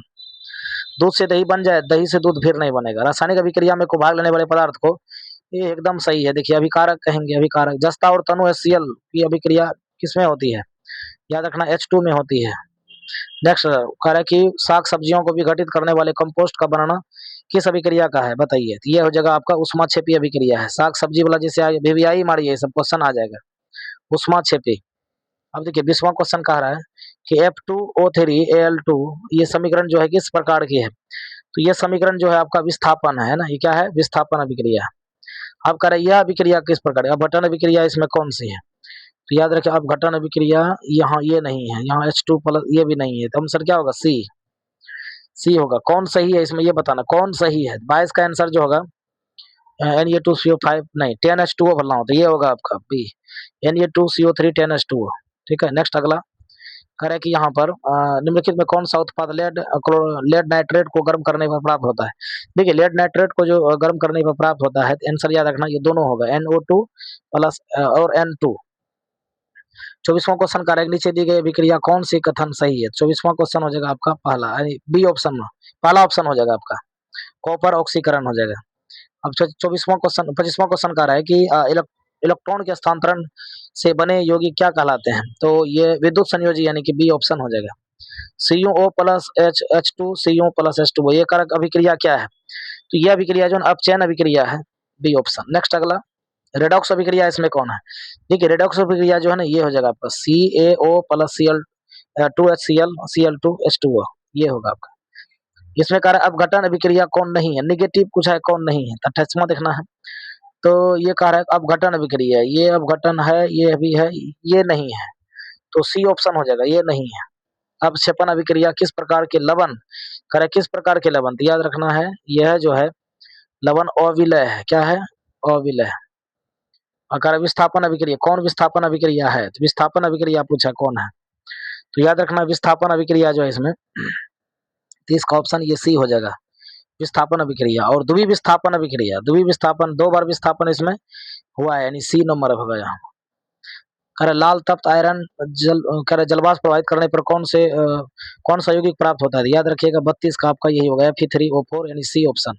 कौन और संतुलित है, देखिए 33 नंबर में असंतुलित बनाना है, ये तो संतुलित है, हमें चुनना कौन असंतुलित है, आंसर ये होगा सी, ये असंतुलित है।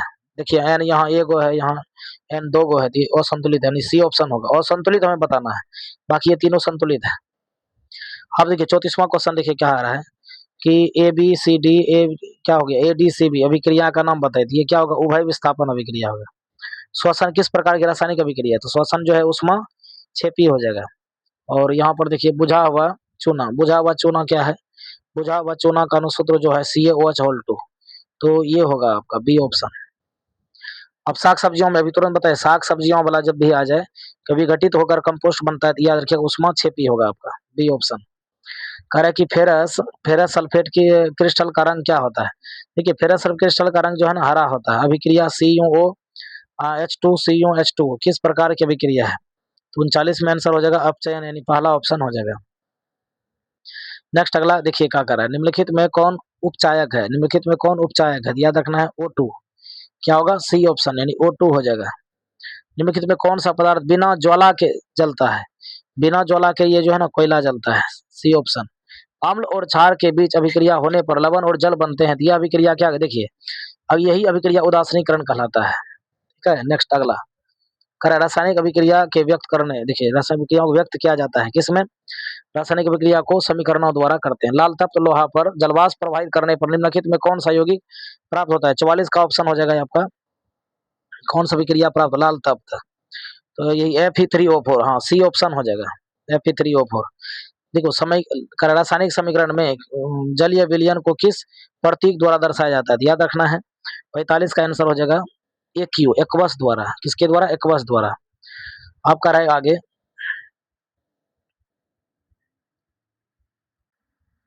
अम्ल क्षार लवण से सवाल। देखिए हाइड्रोजन युक्त तो सभी यौगिक क्या होते हैं?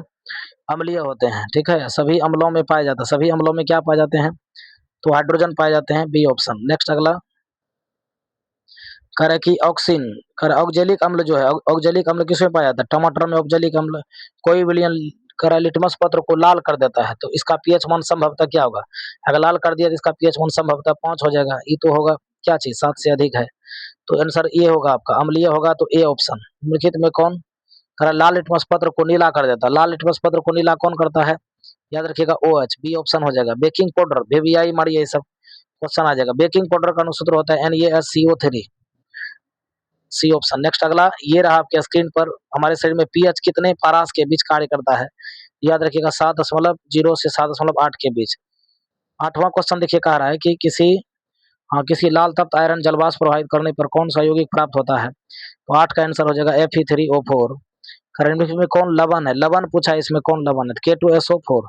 किसी भी उदासीन विलयन का पीएच मान जो है वो कितना होता है? उदासीन विलयन का पीएच मान 7।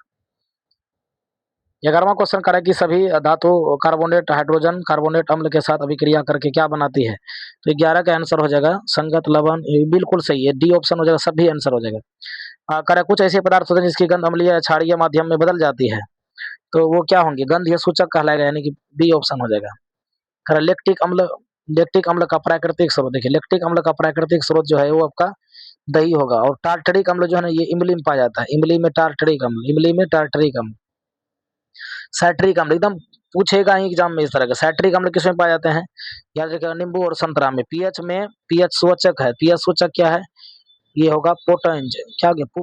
पुषांश होगा, पुषांश। नेक्स्ट अगला धोने का सोडा, देखिए धोने का सोडा का अनुसूत्र पूछा है, धोने का सोडा ऊपर लिखे आंसर होगा Na2CO3 10H2O, वाला ऑप्शन।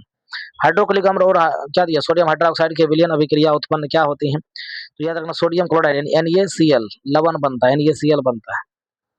कह रहे हमारे पेट यानी उदर में कौन सा अम्ल बनता है? HCl हाइड्रोक्लोरिक अम्ल, यानी सी होगा हमारे पेट में। हाँ कह रहे दांतों का क्षय कब समाप्त हो? देखिए दांतों का क्षय कब होता है? जब मुंह का पीएच मान 7 से 5.5 से कम होने पर हो। कह रहे चींटी के डंक में, देखिए चींटी के डंक की बात करें तो ये होगा सीधा मेथेनोइक अम्ल, जिसको फॉर्मिक एसिड बोलते हैं। आप कह रहे हैं कि सल्फेट और अर्ध हाइड्रेट हेमेहाइड्रेट का अन्य नाम क्या है? तो POP यानी प्लास्टर ऑफ पेरिस। कह रहे हैं कि सोडा अम्ल अग्निशामक किसका उपयोग होता है? तो 23 का आंसर हो जाएगा ये आपका सोडियम हाइड्रोजन कार्बोनेट। जल के अस्थायी कठोरता को हटाने के लिए किसका उपयोग किया जाता है?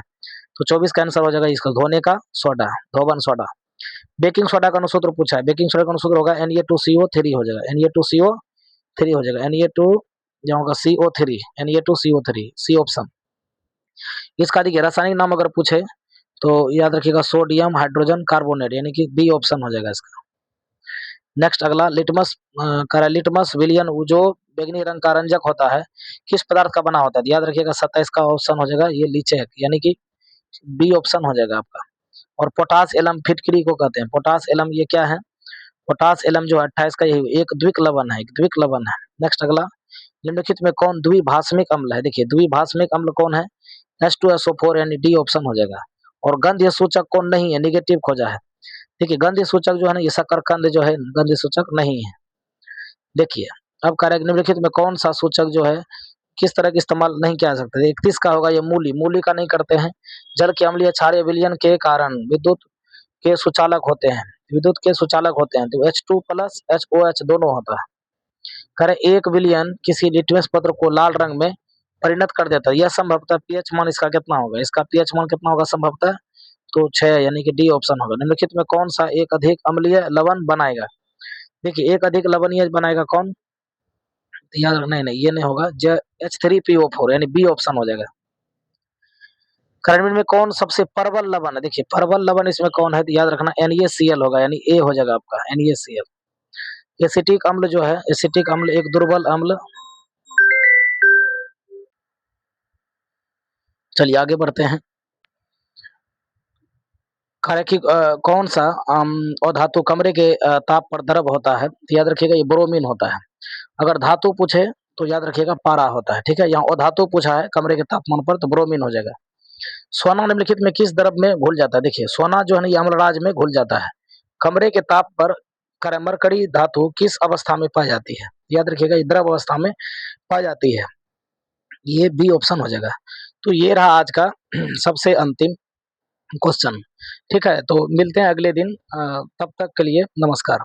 वीडियो अगर पसंद लगी है तो आप इसको लाइक करें, शेयर करें और अधिक से अधिक मित्रों के बीच में इसको शेयर करें। मिलते हैं अगले दिन, तब तक के लिए नमस्कार।